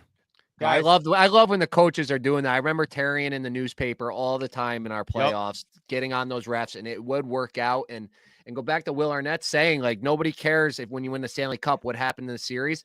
If you draw a penalty for diving and you end up winning a game that ends up winning a Stanley Cup, nobody's going to remember that. So fuck it. If you got to embellish one to get the ref's attention, like Keith's saying, then fucking do it. This is coming from a guy at all costs. Biz, this is coming from Murr, who was never afraid to throw the head back. Oh, Murr, really? Murr. I think of our playoff runs in Wilkes with you, and this guy draw like one every 2 games. Yeah, we used to, I talk about it all the time, and I don't know why teams don't do it more. Terrian used to put me and Army out there in the last 2 minutes to try to draw a 4-on-4. So when you pull the goalie, it's 5-on-4 instead of 6-on-5. I thought it was genius. So we would go out there and we'd give the shot, throw the shot. I have no problem with it if it's going to help you win the Stanley Cup.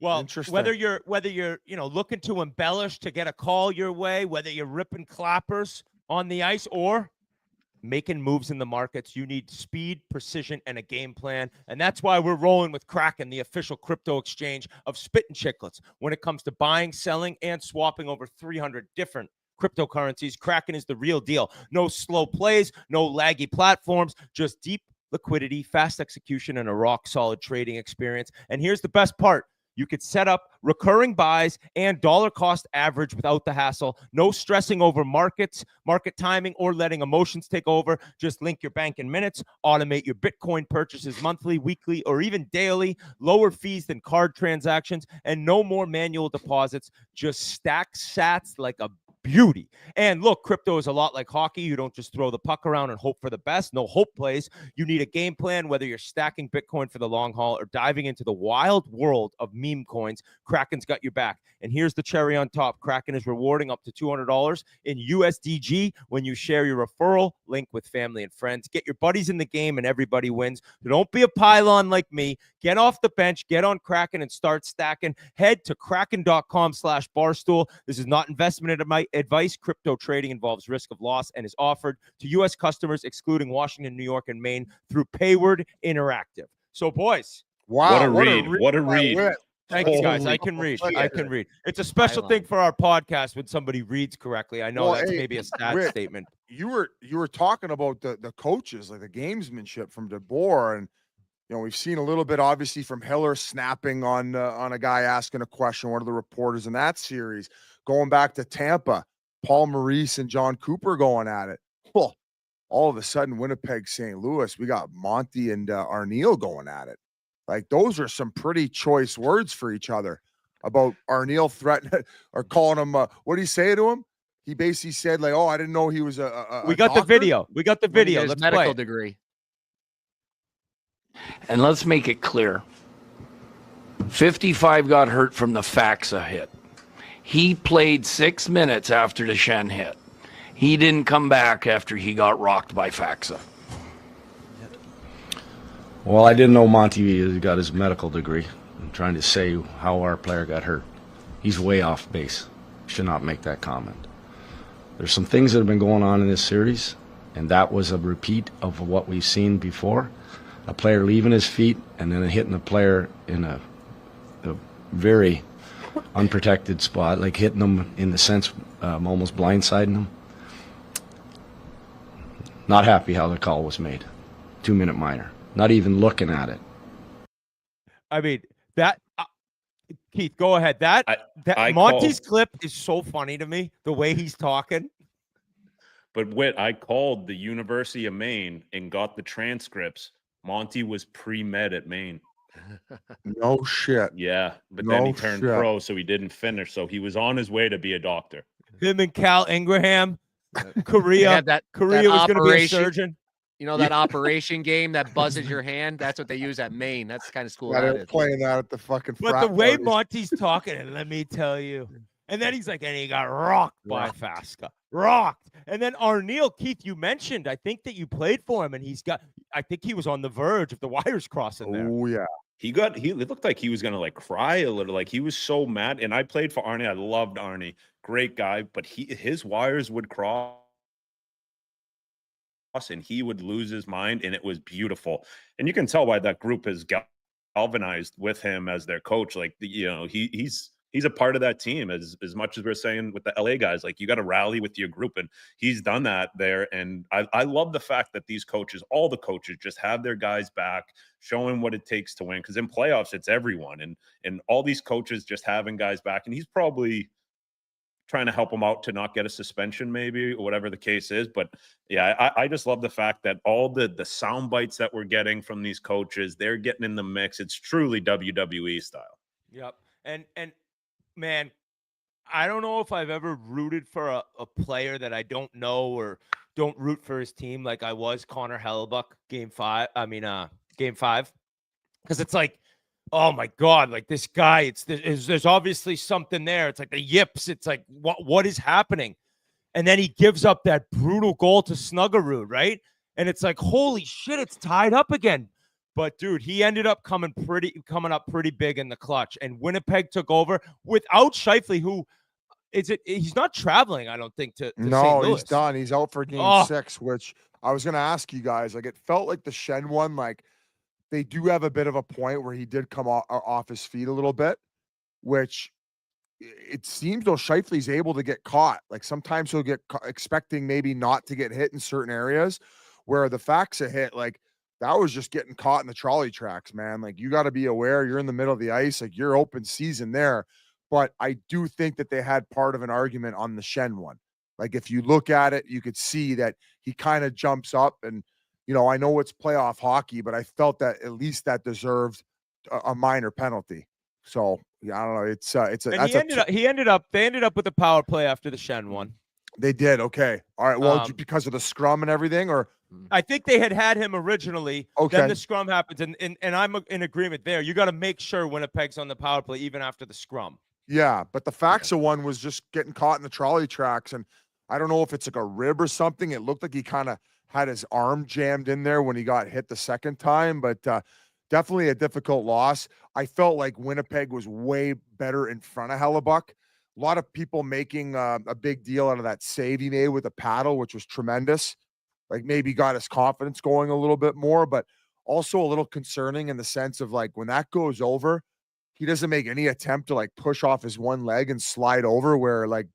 Well, why was he out so far? What you're saying, right? Like, I think it's been weird, man, because like he had comments too about like nobody studies more than I do, and you see how defensive he got in one of the comments. I don't know if we could pull the video up, and if we don't, I'm sure you can go look and find it. But it's almost like I don't know, maybe he's like a savant as far as a goalie, and he plays in a certain way where his expectation is that his defenseman or anybody on the weak side of the ice is always going to be taken care of, where all he's going to have to do is square up to the shot.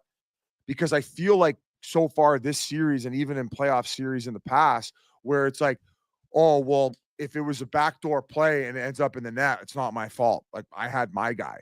Where that's not the case for guys like Vasilevsky. That's not the case for guys like Bobrovsky. Like those guys end up having to make huge saves and end up having to go post to post, just like Jonathan Quick did when he helped the LA Kings win a Stanley Cup. So if you want to be that goalie and help your team win, it can't just be this like, oh, I'm going to square up to the shot and anything like that. I'm just going to be like, well, my defenseman should have had it. Or, oh, you walked in front of me, therefore I can't look through the screen and it went in. So you scream me, it's your fault, and I'm just going to stare at you. Like he's got to find a way to make big saves when it's not just easy and perfect all the time.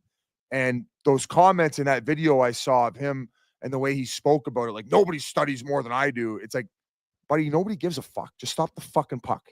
Just stop the fucking puck. Just stop the fucking puck. I thought that Kyle Connor was incredible in game 5. Now, you know, no Scheifele game 6 is going to hurt, but Murr, as the Monty guy, you guys go way back. St. Louis is, I believe, going for 15 in a row at home tonight. They haven't lost since February at home. And being the Monty guy, I'll give you a little nugget here.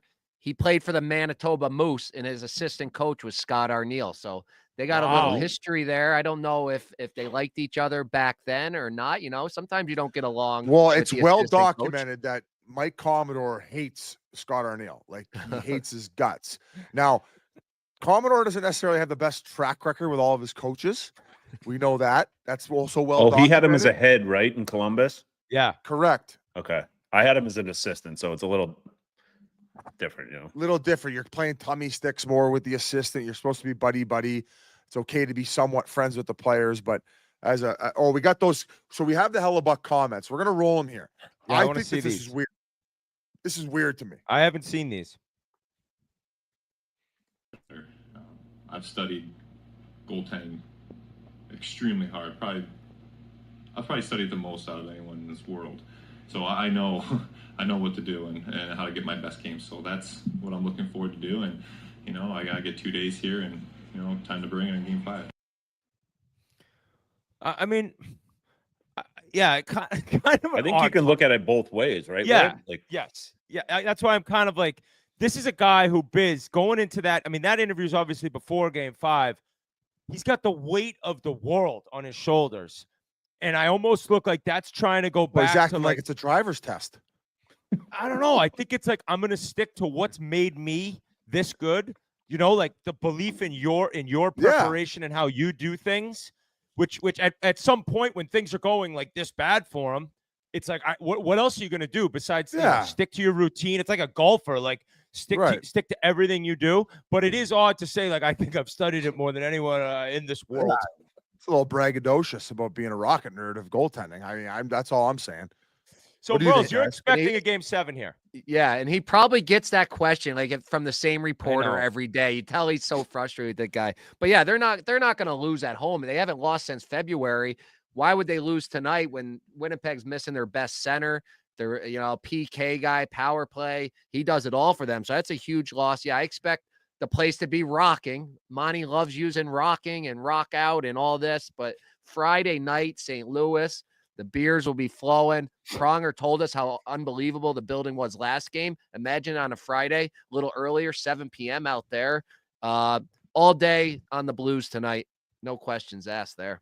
all right. So we all like a game 7 there. And, you know, I just don't think it's fair in this chat. Like, Biz gets to bring in, Will Arnett and, Hockey Illuminati and, guys that just have nothing to do with the game of hockey.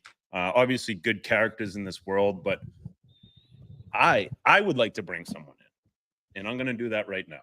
So come on in. Oh, fucking Christ. Biz, a guy who's in the fucking battle, Biz. A guy who's on the ice giving it. He's not in LA doing fucking Hollywood shit. He's not in on his computer making up stats for the league. This guy is on the ice bringing it. Biz is panicked.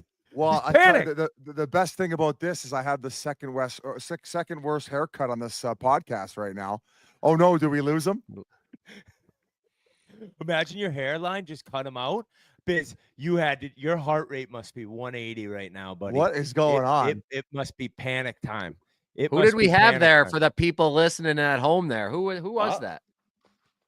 That was Matthew Tkachuk. Is he done? Is that all he wanted to do was pop his head? Yeah, he just wanted to poke his head in.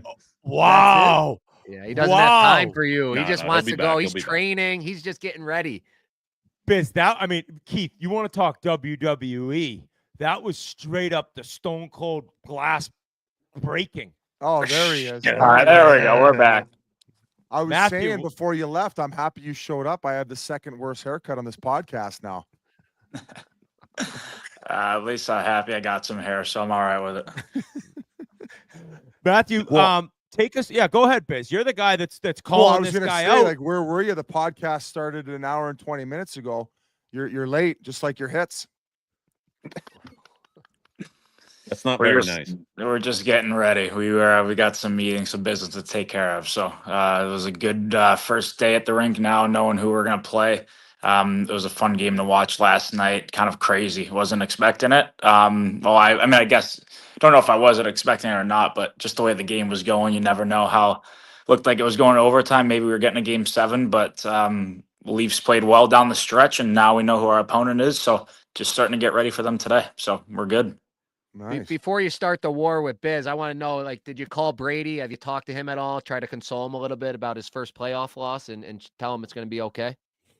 I just texted him last night. It was pretty late, so I haven't gone on the phone with him just by text. But I'm proud of the way he played. He played great. It was I think a very big learning experience to see it firsthand with those guys. And I thought he really led the charge with their team, and it's tough. I mean, your first playoff, you're going up against as great of a team as the Leafs are, and And, I think, let's face it, they're a deeper, better, more talented team than most teams in the league. So it's tough to go up against that. And I thought Brady and his teammates, back against the wall 2-3-0 and able to fight back enough. And, it could have got to game 6 overtime, which I'm sure they would have taken, a week ago. So I'm proud of the way he played, though. And, ever since Four Nations, I think people started to realize what type of big time player he can be and is.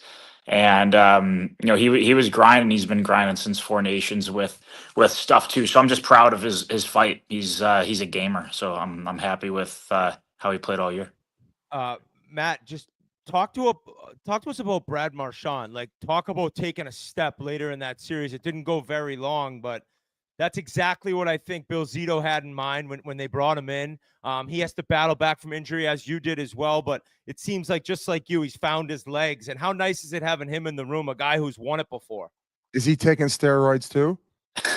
It's been unreal having him in, and he's got what everybody wants in this league, and that's that winning pedigree, and being a champion and having that experience. And I think that's what our team's greatest strength is, we might not be the most skilled team, we might not be the most fast, might not be the most physical, but we're a deep team and we have the experience. So we have to use that to our advantage, and bringing in a guy like Marshy, who's done it before and been on such a great team, and year after year being on great playoff runs. It's we couldn't have asked for a better addition. And along with guys like Jonesy and Sturmy and everybody that's come in, they've been absolutely incredible. And like you said about Marshy, like how that line played and how they were down the stretch of that series, it was a big difference maker for us. So we're happy that he is on our side now. That is for sure. Matthew, I said it 3 years ago, and just the passing of the torch from, Tampa to down a little bit southeast, down to, Sunrise, Florida, that, you guys have taken that, what, Tampa had done, the last 10 years, and it's kind of, your guys' game right now. And a lot of people had picked Tampa to win this series, including these three idiots sitting right here in front of you. Was there any talk within the group for you guys, like, hey, like, no one has any faith in us right now? Or was it just, another series, we got to take care of our business, it doesn't matter who we're playing? Definitely a little bit of both. I mean, we know that, we finished third and we didn't have, like, you look at a team like Toronto, winning the division and having the unbelievable regular season that they had, and, us having to go on the road, like, it's kind of like the same mindset we're having and playing like that underdog role. And going back to last year, is like not many people thinking that we could come out with it. I think it was just added motivation. Not that we really care, but it's just, I don't know, it's just added motivation when people don't really believe in you. And, it's technically still our cup right now. So, it's kind of got to go through us a little bit. So, we were using that all as motivation, and I know people probably are just wanting us to get knocked off and knocked off the top, and we're going to try not to let that happen. But I think that Tampa is such an unbelievable team, and there are players that have won there, like very similar, like what I'm saying about the experience factor and winning, like guys there have done so much, and it's been such an unbelievable team for such a long time, 10 plus years, and for us to knock them out back-to-back years, it's a huge thing for us, because they're the team to beat, like they've always been the team to beat. So for us to go through them, it was great, and it gave us confidence last year, and hopefully it gives us confidence this year going up against another beast in Toronto. So was you saying that it wasn't much of a rivalry? Was that a misquote? Was that a subtle dig? Was that throwing maybe a shot at Coop for the fact that he came at your coach? Like, what was that about? No, I mean, we'll always have our coach and our players back, but I guess we'll leave it at that. Don't listen to this said, idiot. though, was it not? You got interviewed on ESPN where you said it's not much of a rivalry. Ask him a question about hockey biz. I didn't bring him on here for you to interrogate him. What do you mean? He said he said it on the broadcast a couple nights ago. Yeah, no, he said it, and it's over with. It's not okay, a rivalry. That's it. We're gonna leave it. Leave it in the know after the game, Biz, when the emotions are high, right? Like, it's he wouldn't know. It's a little. No, I mean, that's funny, Matt. Listen. The games are intense, and it was a great series, and we're just happy to be moving on. All right. Then take us through Game 4, because I think it was one of the craziest games I've ever watched. Like, for them to get 2 in 11 seconds and take the lead, and then the same exact thing happens with you guys. Do you ever remember playing in a game like that where things switch that quick? Not that quick. I mean, you go from scoring the first goal and being in the driver's seat at home. You know, you don't help, but you know, you start thinking ahead a little bit, and you just can't help it. You're like, all right, we win this game. You know, we got the goal, we got a lead. Not necessarily shut it down, but we're in a good spot. And then it's like, oh my gosh, we're trailing to this team who plays such great D. Like, you're kidding me. How did that happen so fast? And then, it's a grind playing a team like Tampa, you know, when they have the lead. I think everybody talks about how great of an offensive team they are, but like they're so solid defensively, and they've been all year. And then they have Vasi and Net, like one of the best goalies in the league. And it's a tough team. So when Eki scored that goal, it's like, all right, now, like, you know, we got a game again. And then right after that, Jonesy scored, and he's been unreal for us. And our whole back end's been incredible, you know, with and without Eki. And so I was really proud of those guys. And yeah, once we got that goal, it's only a few minutes left, so I was pretty confident in that after. But it was an intense, like that was a really, really, really loud building that night. And I mean, other than, you know, Game 7 last year, like just the ebbs and the flows of that game, it's hard to find a louder building. Did Gensel say anything to you on the ice later in the series after the hit? No, I don't recall really too much. No, I don't think so. Did you find maybe it was a tad late? Is this guy fucking serious? No, I knew this would happen. What do you mean? I can't ask fucking questions. We got Matthew Tkachuk on the podcast. Ask him about playing your dummy Leafs. Okay, hey, what intimidates you the most about playing the Toronto Maple Leafs? I mean, I don't think there's necessarily like a ton, you know, or crazy intimidation, other than like just a lot of respect from us to them. Like, they've had such an incredible year. Their stars are, you know, how they've been able to produce in their careers and how highly offensive they are. And then they got Stoley and Net, who, I mean, I don't know if I scored on him much in practice last year. Like, he's a stud back there and has been playing great, and so happy to see the guys that we won with last year having success there. But I think the thing that their greatest strength is, you know, when their stars are playing the way they are right now, like they're some of the best players in the world. So, you know, that's obviously a big task for us at hand to try to limit them, and to try to limit them as much as we can. But it's so hard, and obviously Ottawa wasn't able to do it, and we're going into Toronto here in Game 1 whenever it starts, and that's going to try to be the mindset. But like I said earlier, like, you have to take that underdog mindset for us when playing a team like Toronto who had such a great regular season. They obviously have home ice advantage to start, so we gotta really relish that role. Sorry, Matthew. I know that the fans in the chat would be bombarding me for not asking the hard-hitting questions. So I don't know why. You're a journalist, Biz. You're a journalist. I don't know. I am technically a journalist, so I don't know why Jans is getting so offended, expecting that you would bombard me with you, and then I wouldn't ask these questions. Like, this is a sneak attack, much like your hit on Jake Gensel. So I'm just trying to defend myself here. Matthew, I got a question. Seeing that the Leafs had to, you know, go out and basically try to get as many guys from your team last year, you know, to try to get them to maybe win a series, is there any, you know, things that you guys might have to change, knowing that, you know, there's 17 guys from your team last year on their team? who other than Stoley and Oliver Ekman-Larsson? Lorenz. And then who's the other one? Lorenz. 3's enough to be 17. They got one forward, one defenseman, and one goalie. They know all of our secrets, so we're gonna have to try to come up with something sneaky. But no, like, I mean, we love those guys, but they're in the way of what we want now. So I'm sure they're doing the same meetings we are right now, and they're giving away all our secrets. But then they just got to play hard and have fun. Like that's the thing that this is, you know, playoffs get so talked about, how high intense and the rivalries and just how crazy the games are. And at the end of the day, like, just have some fun. I mean, it's round 2. Like, we've been in way more stressful games. We're hopefully going to be in way more down the road, and just have fun. Like, just work hard and have fun, and let the result take care of itself. Biz thought that was it. Sorry, I know Merle's up. Biz thought it was over, though. He thought they won. Yeah, you didn't see the confetti he had going last night? He cursed the Leafs for another 200 years. We decided to celebrate like baseball.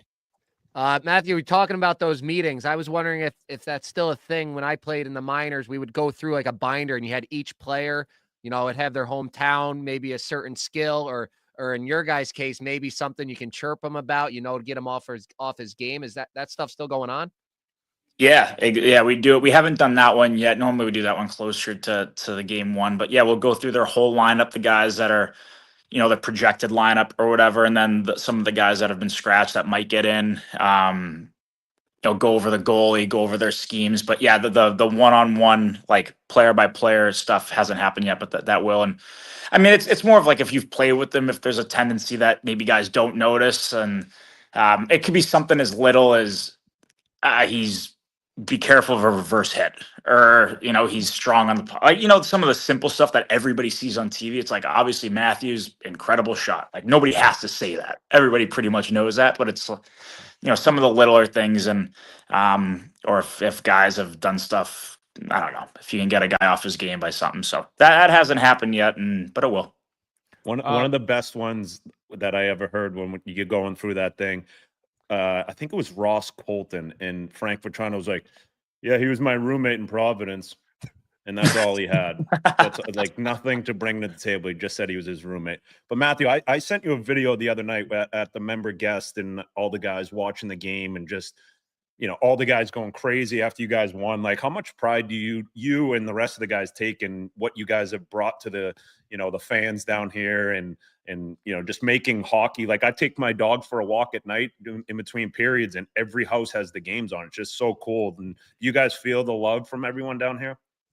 Yeah, and that's the coolest part for me, is seeing how much the game has grown, and like winning helps that out so much, and playing deep into the playoffs. But to see the support we're getting, not only in I'm in Fort Lauderdale, we're in Fort Lauderdale, but in all of South Florida, like they're really just like so all in, and it's kind of like the perfect mix where like they're not coming up to you and ruining your dinner to talk about hockey, but if they see you, like they're saying great game, or go get them, or let's go get another one. And it's the perfect mix down here. And it just makes me realize like how great of a decision that it was to come down here, and kind of like the goal in mind was just see hockey end up like it is now, and winning championships, and kind of trying to change the game down here a little bit and make it a true hockey town. And I feel like it is. So they love it. That video that you texted me was so cool to see. And yeah, like you said, like 5-10 years ago, like that video is probably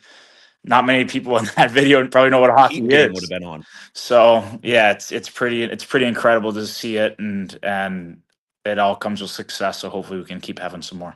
Well, Walt was supposed to follow Brady around. Is he going to be joining you now for the run? I don't know.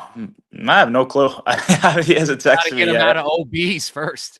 I mean, he'll probably make his way down here. I know he's not going to go to anyone's in Toronto, so he'll probably come to the ones down here. So I'm sure we'll see him this round. Well, Matthew, I want to thank you for coming on, and I'm sorry if any of my questions offended you and Keith Yandel. I wish you guys the best in this series. Good luck. You're going to need it. I appreciate it. Hey, it's just business. I get it. So we'll looking forward to this round. Okay. Matthew, thank you, buddy. You're the Appreciate best, it. Good Matthew. luck. Take Biz Thanks, down, guys. this fucking clown. What a guy. Boy, sorry, man. Like, I didn't mean to offend you there. Like, you seemed like genuinely pissed off. Well, it's like, you bring in your guests, you bring in Will on that. Do I bring up anything in his past? You were being a little. You were kind of being a little. Biz was going to try to get a quote there, Keith. But Biz is going to try to get something that's a quote that the Leafs can use. You can't be surprised at all. I knew the minute I saw him, the man in the mustache was going to come gunning looking for a quote. Yeah, I knew once it. he gets that mustache on, he thinks he's a real journalist. Oh yeah, he's Anchorman. He's legit Anchorman. And don't forget, Biz was saying we don't need the ridiculousness. We're professionals. And then he was calling for Revo to be dressed in Baruch. Well, you guys fucking throwing them softball questions to Garg. Oh yeah, growing the game in South Florida. Like, I want to hear about his fucking late hit on Jake Gensel. Can we get confirmation from the chat?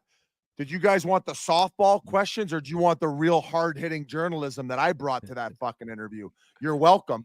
Biz, while we wait for the chat to give our answer, we need to talk about Body Armor, guys. This episode is brought to you by Body Armor Sports Drink. Body Armor is real hydration with electrolytes, coconut water, and no artificial dyes, flavors, or sweeteners. With your favorite flavors like strawberry banana and orange mango, but in a brand new look you're going to love. It's just so good to rehydrate with Body Armor. It's playoff hockey. Whether you're a fan or a player, you're dehydrated. You're watching games, you're sweating, you're stressing.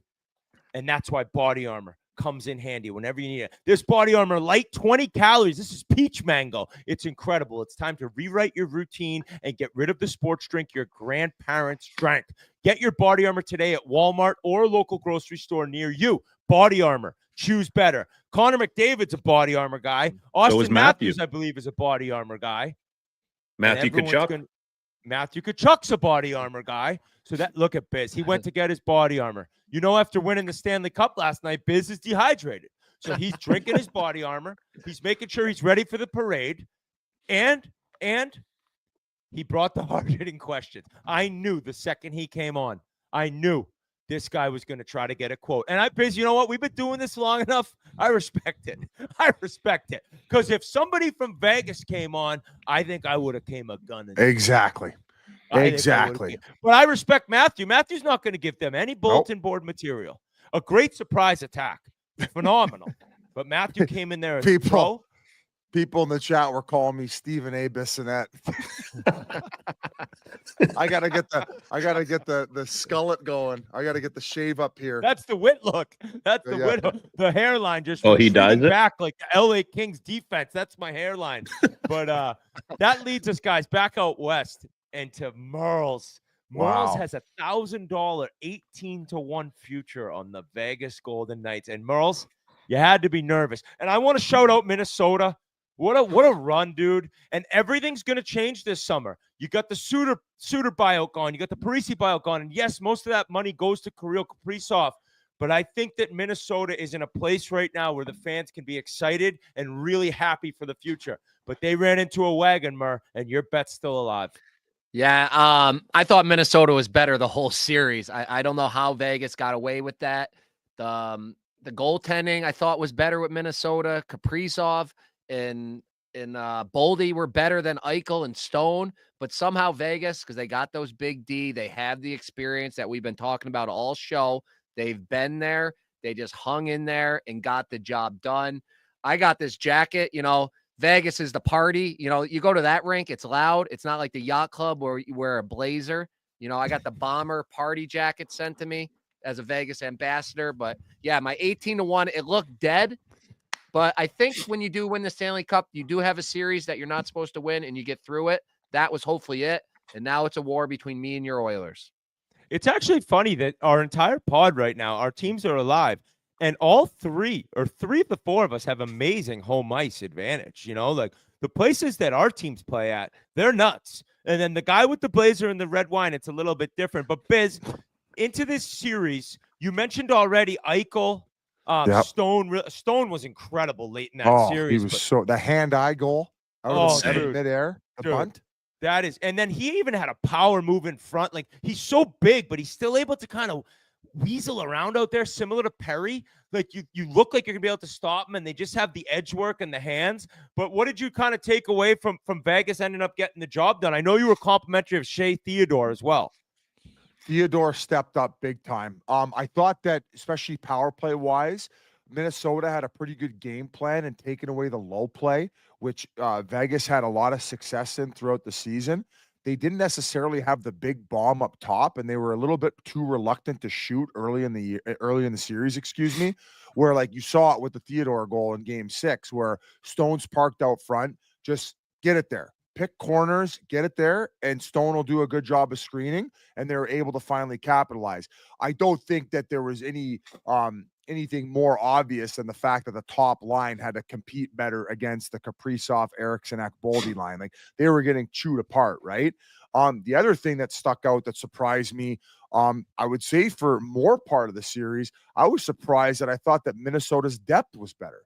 Like I felt that the bottom six was genuinely better.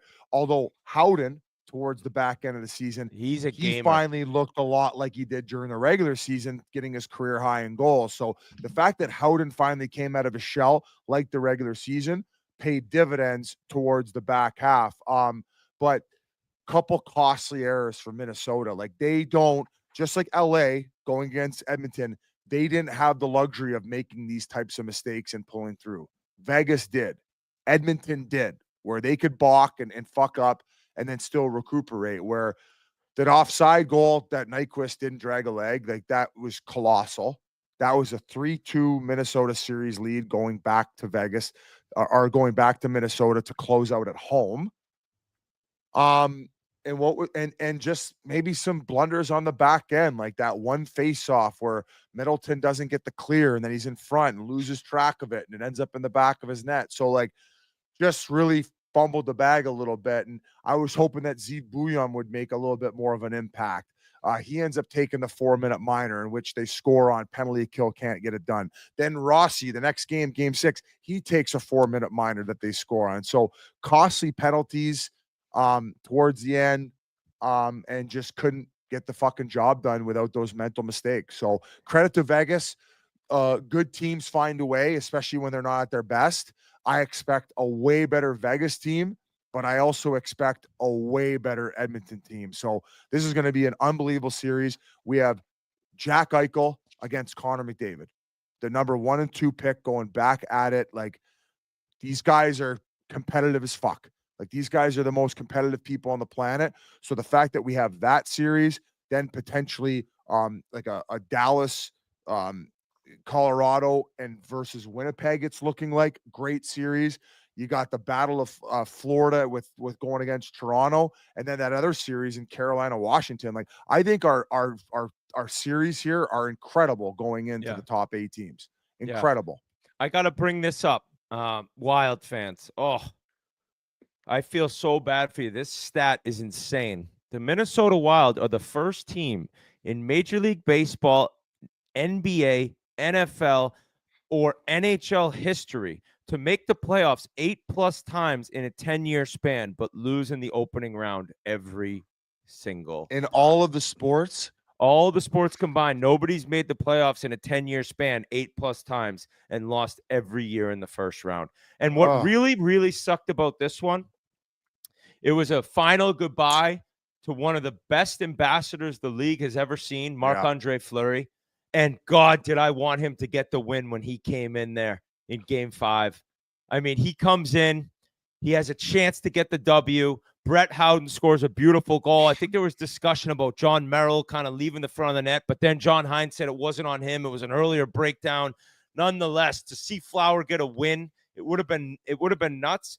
And I'm also just disgusted. They cut away. They don't even show the handshakes. It's like, when did they stop showing the handshakes? One, and specifically when first ballot Hall of Famers finishing his career, and that's it. And we don't even see. I got to wait till the clips come online to see Flower get the send off he deserved. What an emotional time for him.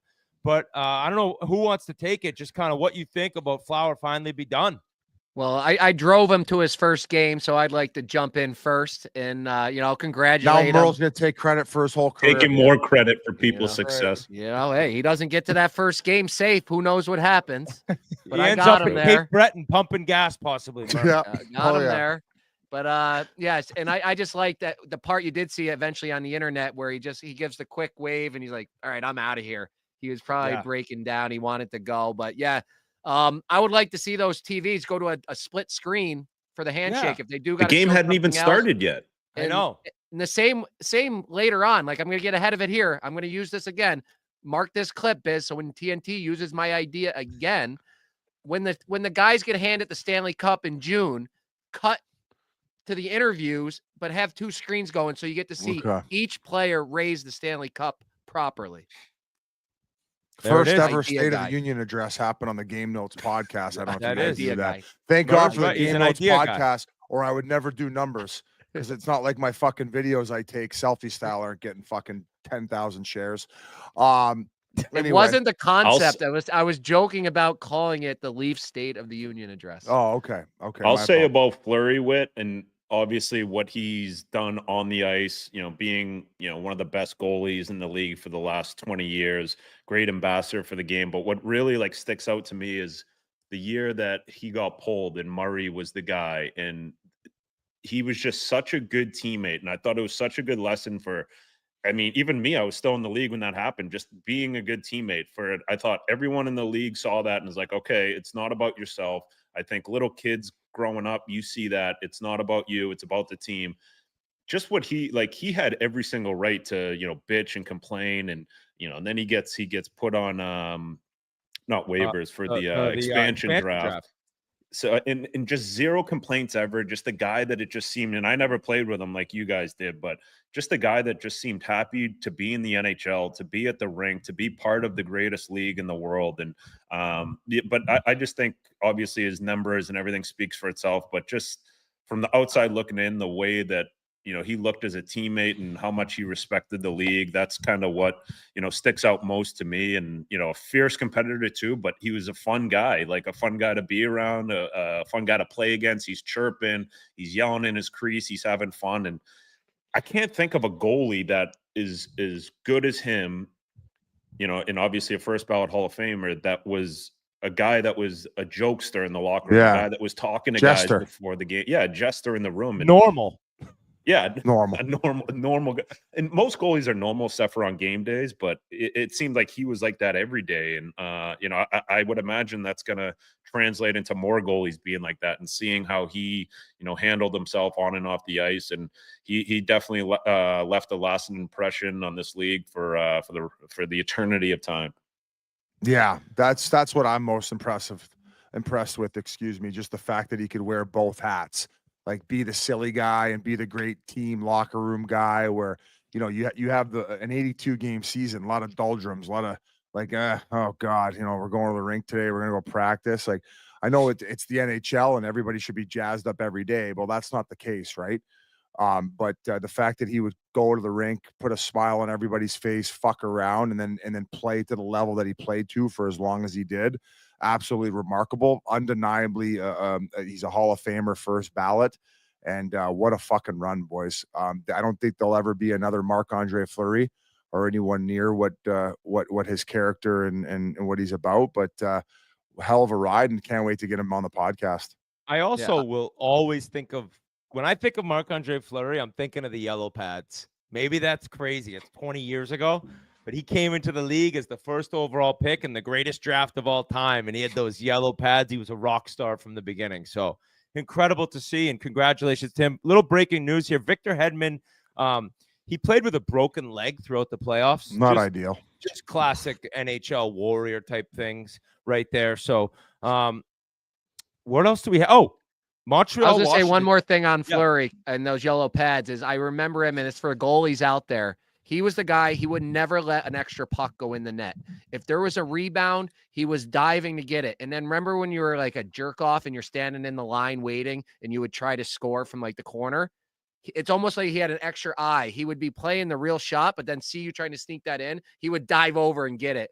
And he would be laughing about it, where other goalies would come over and two-hand you. So his compete level was the same in practice, and that's why he was so good. So young goalies out there, practice harder than you play. Here, guys.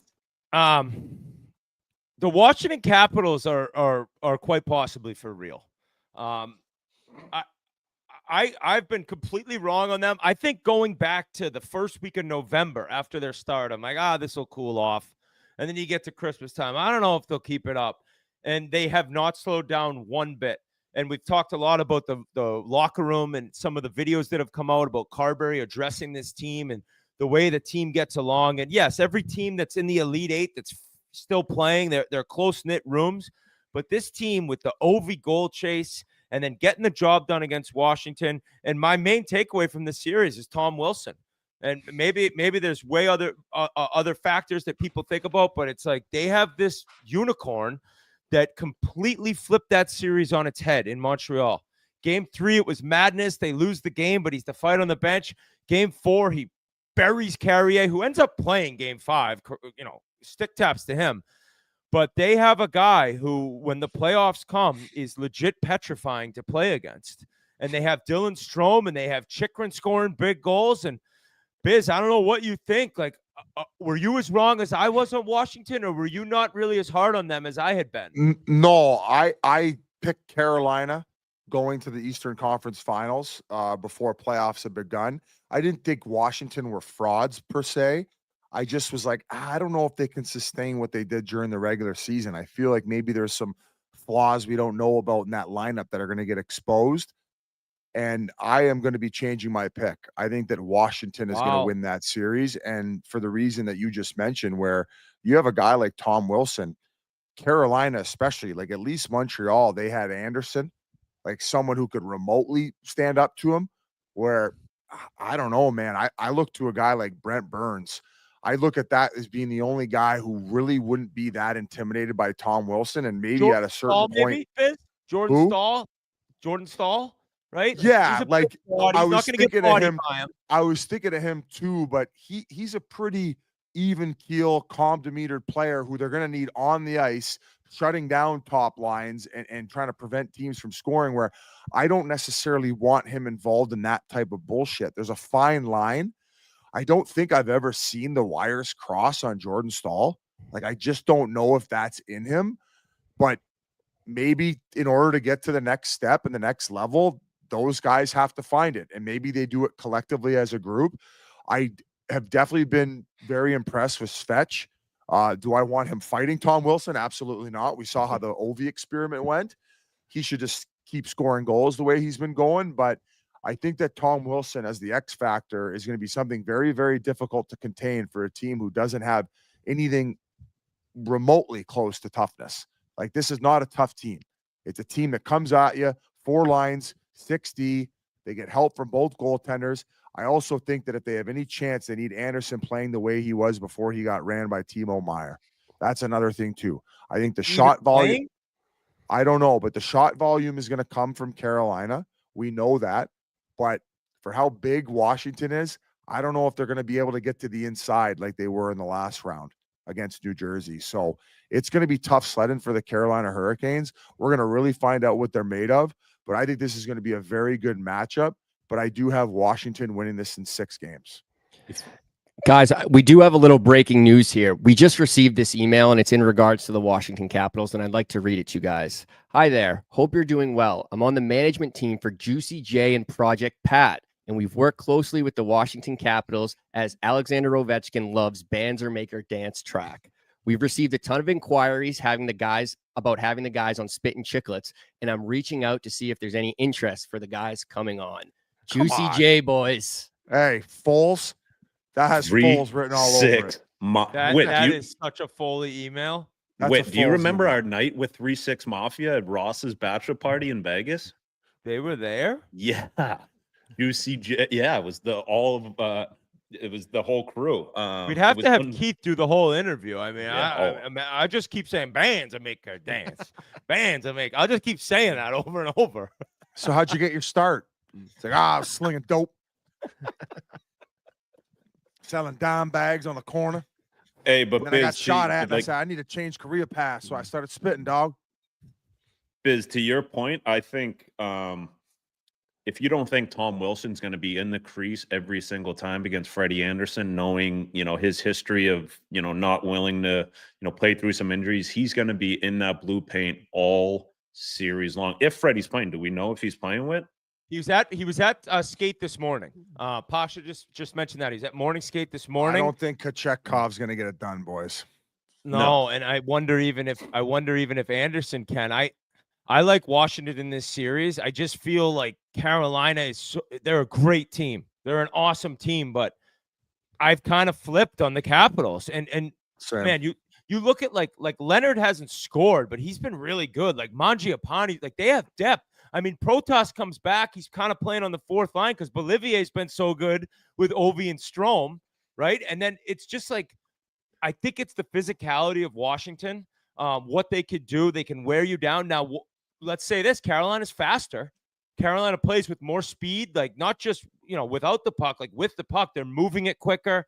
I just don't know if they have the goal scoring and the offense that can beat Washington. Logan Thompson, I mean, maybe a couple awkward moments throughout the series against Washington. Obviously, he gets injured. He's able to come right back the next game, but he looked really good. And this is another guy on a mission who lost his job. We mentioned that in one of the shows last week. It's like this guy is he wants to prove that he can win a Stanley Cup. He can be the goalie that gets a job done. It's going to have to be a monster series by Aho. For me, if Carolina wins the series, at the end of it, when the handshake line's being cut away from, we're going to say like Aho was the best player in that series. And I think he could do it, but I just kind of believe in Washington a little bit more. And I also really am interested to see if Wilson is doing the same thing where it's a straight up bully. It's playoff hockey. Like this guy, you need a guy like that puts fear into the opponents, and there aren't many guys left like that. Let's not forget the 6'6", 247-pound Protoss is coming back. I know he played one game, but he's coming back, he is going to be a mutant, feeding off of Tom Wilson. Let me ask you guys this: who do you sick Jordan Staal on, Pierre-Luc Dubois or Dylan Strome? I think you go Strome. Strome's been on fire. Strome's been on fire, but like the fact that they got PLD with that size and that big body, like one thing we forget about Washington is how big they are. They are just built like a playoff team. Like they're built with the size of like a team like Florida, right? So let's see how much the Carolina Hurricanes can put up with the physicality and the big bodies that they have. Because although a little bit undersized Carolina, I understand they skate well. I understand that they do a really good job of balancing out the ice time and they come at you in these waves. But I just don't know if these flu shots from the outside and then trying to penetrate the middle with bodies is going to work the same way it did against New Jersey. Like we know, like New Jersey's not a very strong defensive team. At least they weren't, in the sense where they weren't that healthy, right? A little easier to get inside the middle and get to their goaltender than it will be against the Washington Capitals. So there's a lot of things that are going in Washington's favor right now, and size is definitely one of them. Yeah, when Whit and Biz, you guys were talking, for a second I thought you were talking about Florida, and that's why my pick's the Capitals. I'll go Capitals in 6 games just because of that. When you remember Florida played them, it was a sweep, but according to Brindamore, it wasn't a sweep, but it was. It's the same type of team. They can't play good against a physical team like that. So I'll go Washington in 6, and I've flipped on them too. I mean, I just can't believe how good John Carlson is still. Like, and you remember, like when he was out, it was like the team's kind of lost, right? That guy, and he's been there for so long. He's won a cup. He still has so much game now. Maybe overall, Carolina's defense might be a little bit better. Right, you look at the bottom pair, Van Riemsdyk and is it Alexiev? I don't know the Russian's name. I don't know. Like, I just think of Slavin. I think of how good Sean Walker skates. Chatfield's an animal, probably pretty close, but maybe give the edge to Carolina.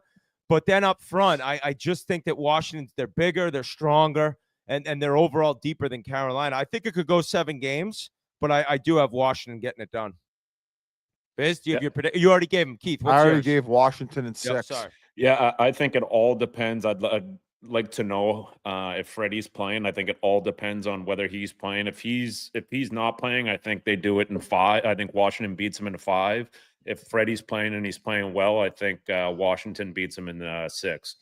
But yeah, I think in going back to John Carlson, like he was never the fastest skater, right? With like you wouldn't. You know, he was never really buzzing around. So that's why I think he's like his game doesn't really fall off too much because he's just so good positionally. He's a big ball. He's bigger than you think. Like on the ice, he's a big man, but he's just always in the right spot, makes the simple pass every single time coming out of the zone, gets it out, and just knows how to defend, not being the fastest guy in the league. He's just really good at making guys go to where he wants. And, I think he can do it for another 5-6 years. That's because, he doesn't have to rely on his skating like that. But I honestly think Washington's going to bully these guys out of the arena. And I think either 5 or 6, depending on Freddie. So you guys want to keep going and doing the rest of the predictions? Yeah. Or is Florida Toronto going to start on Sunday?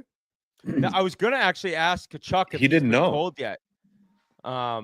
I would assume they get these things asked going them, quick. Chris Johnson just reported that it will start Monday, I believe.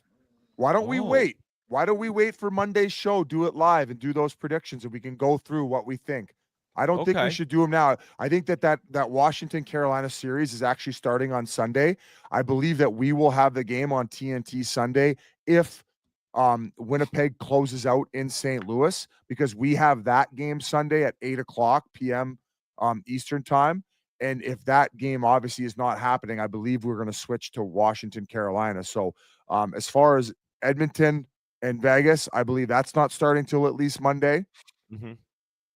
Nor will the Florida Toronto, and then the Dallas, the winner of those series, and Winnipeg. So Monday we'll have the other predictions for you. That's a good idea. And then maybe some news. Who knows what happens, right? Who knows what happens tonight with Winnipeg? Who knows what happens Game 7? There's just so much. I mean, there might be another fucking coach hired by the time we hop on next time. And that kind of leads us into the quick hits. And Mike Sullivan gets named the 38th head coach in New York Rangers history. Welcome back to Broadway. He was the assistant coach under John Tortorella there. It just seems like Drury got his man. I think from the time it was announced that he was no longer with Pittsburgh, everyone in hockey's like, oh, he's going to the Rangers. I think probably the number one job out there, right, that people would have wanted based on who they have and money. I want to see that contract. I don't know if it'll be released, but did I see a tweet saying it might be the highest coach's the highest contract? AVV, but not because Babcock's was like 60 million, but it was over a certain. His will be the highest 6 or 7 year deal. I think his will be the highest ABV, but only for like a 3-year deal or whatever. Good. Wow. Right. Hey, that's how long I think he's going to bring Torts in as an assistant. That's how long they last there anyway, boys. Fuck. Why would you sign longer than that? I think that I feel like there's a lot of similarities to Laviolette with Sullivan, like very similar style of coach. I think from a respectability standpoint, if you're the New York Rangers, you can't just kind of maybe wheel out a new guy and throw a guy into the fire of that media circus. You need a guy who's got like a winning pedigree that Sully has, 2 Stanley Cups. He's been around as long as he has. He does carry himself extremely like proper. Like he's not the guy to be like slinging jokes at the press conference like Monty does. So I feel like he fits the bill. I think it's an absolute joke that a coach makes $7 million. Like, I don't think in hockey that they deserve to be making $7 million. Like there's only so many forechecks, right? There's only so many forwards you can roll over the boards. Like, I don't know. That's just my opinion on it. But New York's in desperation mode. Drury, this is probably his last head coach if things don't go that successfully, right? Would you guys agree on that? Yeah. So he had to pull the trigger, and they got the budget, so they got their guy. But yeah, once again, $7 million for a head coach in the NHL. And on that note, I'm going to take a shit. Yeah, the coaches you think now he brings though are Torts in as an assistant? If they bring Torts in as an assistant, that's a 3-ring circus. For the sake of the podcast, I would love it. Can't remember the last time an assistant coach was getting in Donnybrooks with players, but we know what's going to happen. Biz, hold on. We got like 5 minutes. Can you hold it or no? I'm going to shit my pants. Okay. All right. We'll see I'll you be later. quick. Pants on? I'll be quick. All right. So coaches nowadays get paid to be. Are going to do in that second round matchup, Jans. Huge fucking deuce. Yeah. Huge it went really well for the Leafs last time against Toronto. It really did. Marshall. He's a true coaches get paid person. to be psychologists and like buddies and friends nowadays. It's not just the systems with these young kids. You got to properly handle them all. You got to handle 20 different personalities. So it is an important job. I don't mind them getting the money they are. You think the head's doing that? Like, you think Sully's doing that? They're all doing it now. That's all part of it. It's all part of the show now. Dealing with the media, dealing with guys like Biz that are lunatic Leaf fans. You got to deal with all this stuff. Can Mike Sullivan kind of figure out Zibanejad, Adam Fox, who else this year up front that just like what's going to happen with Kreider? It's just what happened to him after he signed? So there's a lot more that goes in. They got their coach. Now you got to look at the roster and see what ends up getting done this summer. I would imagine there's going to be some trades there. There's going to be some signings. Like, you can't go back in with the same lineup unless you believe it was just the coaching that didn't get things done. But Shesterkin can be a lot better. That contract madness is over. Now he's signed. it's an interesting question. And the other news in the coaching front, actually quickly, Selke Trophy finalists announced: Sasha Barkov, Sam Reinhart, and Anthony Cirelli. So all Florida. Kind of crazy.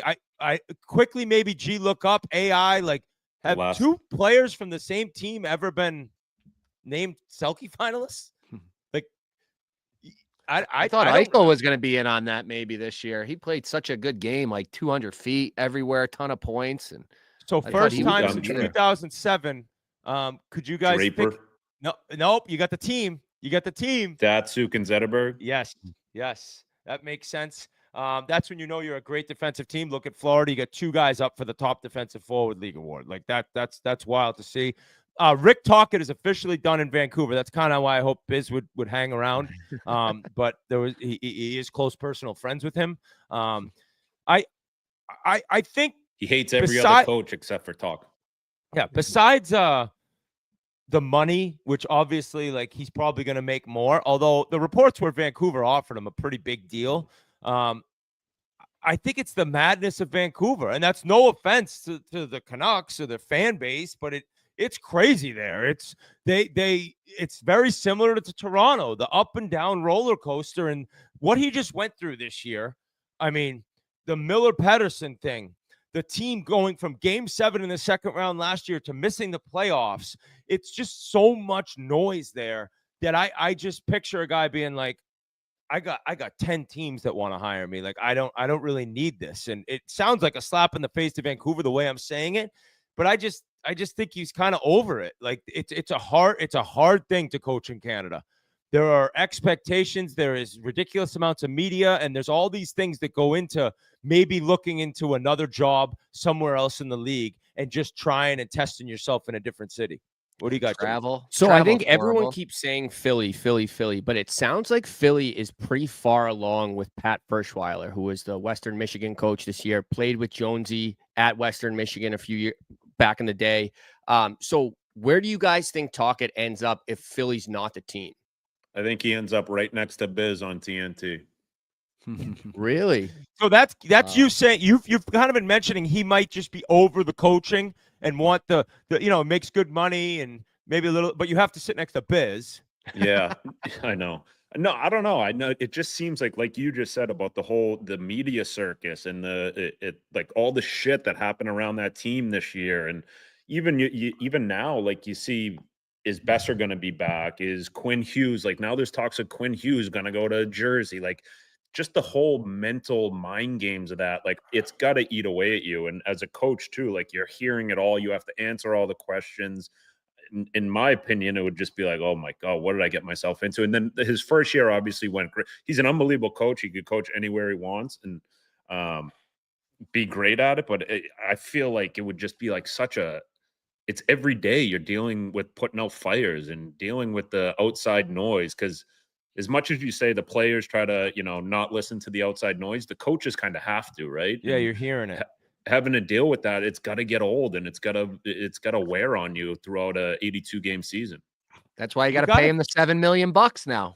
You got to pay him the big dog. I think Boston would have crazy amounts of interest. Biz, Keith was saying maybe talks just done with coaching and he's like, I'm going back to TNT. No. The reason I say no is I just think the bag would be too heavy. Like he won a Jack Adams last season. Right. There's 7 coaching vacancies. Like there's more, I think. Yeah. 7 or 8. Sully just made $7 million. Well, he made 7, Talk's making 5 minimum. Right. Yep. So I just think that like at his age and he's still got a lot of passion left for the game. I don't know what's happening with the rest of the coaching staff. Like I genuinely don't know, but like with New York off the board, I could see him going to Philly. I could see him going to Boston. I could see him going to Anaheim. I thought maybe there was a possibility that he would end up back in Vancouver, but they must know something about signing somewhere else at the fact that they've already said like, hey, see you later to Vancouver. But they did offer him a big deal, apparently. They offered him a deal. I don't know what the number was, but I would assume it was like probably in the 4.5 range, like just assuming. I think he was already making like 2.5, 3. So he's obviously getting a raise. And with the market being set at what Sully's making, like I'd be shocked if it was below 4 that they offered him. So, but the fact that if like that's no longer a thing, it's either he wants to go to a place because you guys are just talking about that there's a little bit less noise and outside bullshit. Like that's the thing. Like for the job like the Rangers, and I think you alluded to it jokingly, Merles, it's like you're getting paid 2-3 of that million to put up with the bullshit. Like you're putting up with the Larry Brookses and getting grilled every day, same questions, like you're in the mix. So if you go somewhere like let's say Anaheim, or you coach in Columbus, or you coach in one of these like maybe non-traditional markets where it's not a media circus, like it's almost like fun. You know, like why wouldn't you want to go to a place like Anaheim and make $3 million and fly under the radar? Like how many media members do they even have in the room after games? So don't know what it is, but I would be shocked if he came back to TNT at this point, unless he's just completely fed up, stressed out, and is like, no, I want to work 50 days a year. I want to make, whatever he's making with TNT and ride off into the sunset. Pretty cushy job. What if Tampa and Coop kind of part ways and he goes back to Tampa? He's already been there. Yeah, I don't know. Not with the roster like they have. I mean, realistically, they still have a good roster. Right. Great. Yeah. Everyone's signed. I mean, did you guys already talk about the rumors about Coop going on to Utah? No, he was kind of just that was the first brought up by Keith there, and that's kind of wild. I mean, I guess like 12 years and what he's done there. Maybe you just look at with what's happened in the playoffs lately. Like I'm ready for a new challenge. Now, are those rumors that he would be the coach or the GM? I think both. I think that it would be coach. I just think that maybe have a little bit more like say. And apparently with Carl pulling his resume out of Chicago, that I guess maybe had part to do with it, and the fact that he wanted a little bit more say in personnel and things that were happening, where that's not necessarily a common thing, but maybe in Utah they're a little bit more receptive to that. But I would imagine, considering the success they've had, that Brisebois and Coop have a pretty good relationship. And if Coop is saying, hey, I could really use a guy like this to fill in this hole, and I think that I would trust him, that Brisebois probably helped getting that deal made. So I don't want to put too much stock into it. I know people like to maybe throw a little bit more gas on it because of the connection at Gauzer, where Cooper is in Gauzer in the summertime, and so is the coach or the owner, Ryan Smith. Sorry, guys, my brain is legit fried. I've been going so hard here. I didn't get to bed till 4 a.m. after celebrating the parade. But yeah, and I also think that Ryan Smith probably wants to make a big splash. And when you bring in either a big free agent or a big name coach like that, that's making a splash. So who knows? Who knows? A lot of rumors. Kind of weird that it came out though when Coop was still in the midst of his series. Like just a bizarre thing to come out. And it like I have no idea where it came from. Like this could be something where Coop's reading it and he's just laughing. Like right. And like he's got 1 year left on his deal currently, correct? I'm not sure about that. He just signed an extension, but what is that? Oh, Larry mean? Brooks started it, G says. Well, there you go. And how many years did Sully have left on his deal? Where apparently Pittsburgh called him in, and I also heard rumblings that Sullivan kind of wanted to stay as coach in Pittsburgh, and he didn't want to leave, and he kind of got pushed out. Wow. I don't know.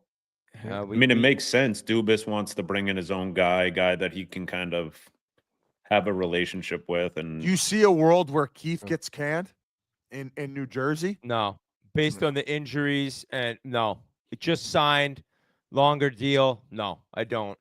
You know, Dubas is foaming at the mouth to bring Keith into fucking Pittsburgh. I know. Well, I actually think that Amazon Prime, like with it's turned into full blown NFL like craziness with the coaches. If Amazon Prime's falling around players, like I hope there's an episode about this fucking madness and what these guys are dealing with and all the changes. Hey, Merle's had that idea. Yeah. I got criticized. Well, they came at me a little bit harder because I said the book's still out on Kyle Dubas on the Pat McAfee show. They were like, oh. They're pick guys, though. Boys, this guy traded Jake Gensel for bunting. Like Jake Gensel could have signed in Pittsburgh for probably $8.5 million a year, maybe $9 million for an 8-year deal. Like you're telling me that Jake Gensel's not a $9 million player? We're talking fourth about most goals in playoffs history or something. He's top 6 for goals per game in NHL playoff history, the highest among active players, where Leon's around the same. He could pass him, obviously, not the fact he gets to play more games, but like, what's bunting at though? Boys, I wouldn't want the pit job if I'm a coach. No offense, it's Sidney Crosby, but like, just to hang with Hazy and Sid, I'd take it. That's true. That's true. And learn a lot about birds.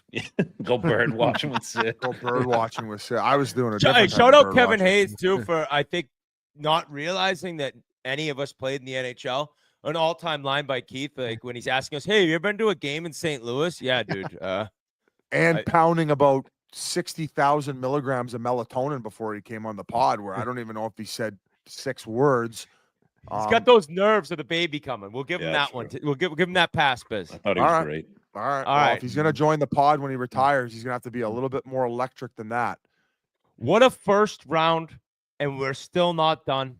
It's going to be an incredible ride tonight, I think, in St. Louis. They look to force a game 7 Saturday night. We got 1 guaranteed. I'm always hoping for 4.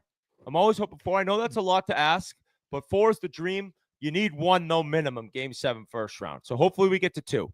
A surprise for our fans. We will be doing a game 7 live stream on Saturday of the Dallas, Colorado game. So join us on here, the Merle Chiclets channel. And we're going to be having a great live. Of course, it was Merle's idea as well to do that game 7 stream. It'll be brought to you by Pink Whitney, all of our body armor, DraftKings, all of our big sponsors. The big old bottle, as Keith is showing you right now. But that's going to be huge. We're going to be coming to you on Saturday. So we've been giving you guys tons of action.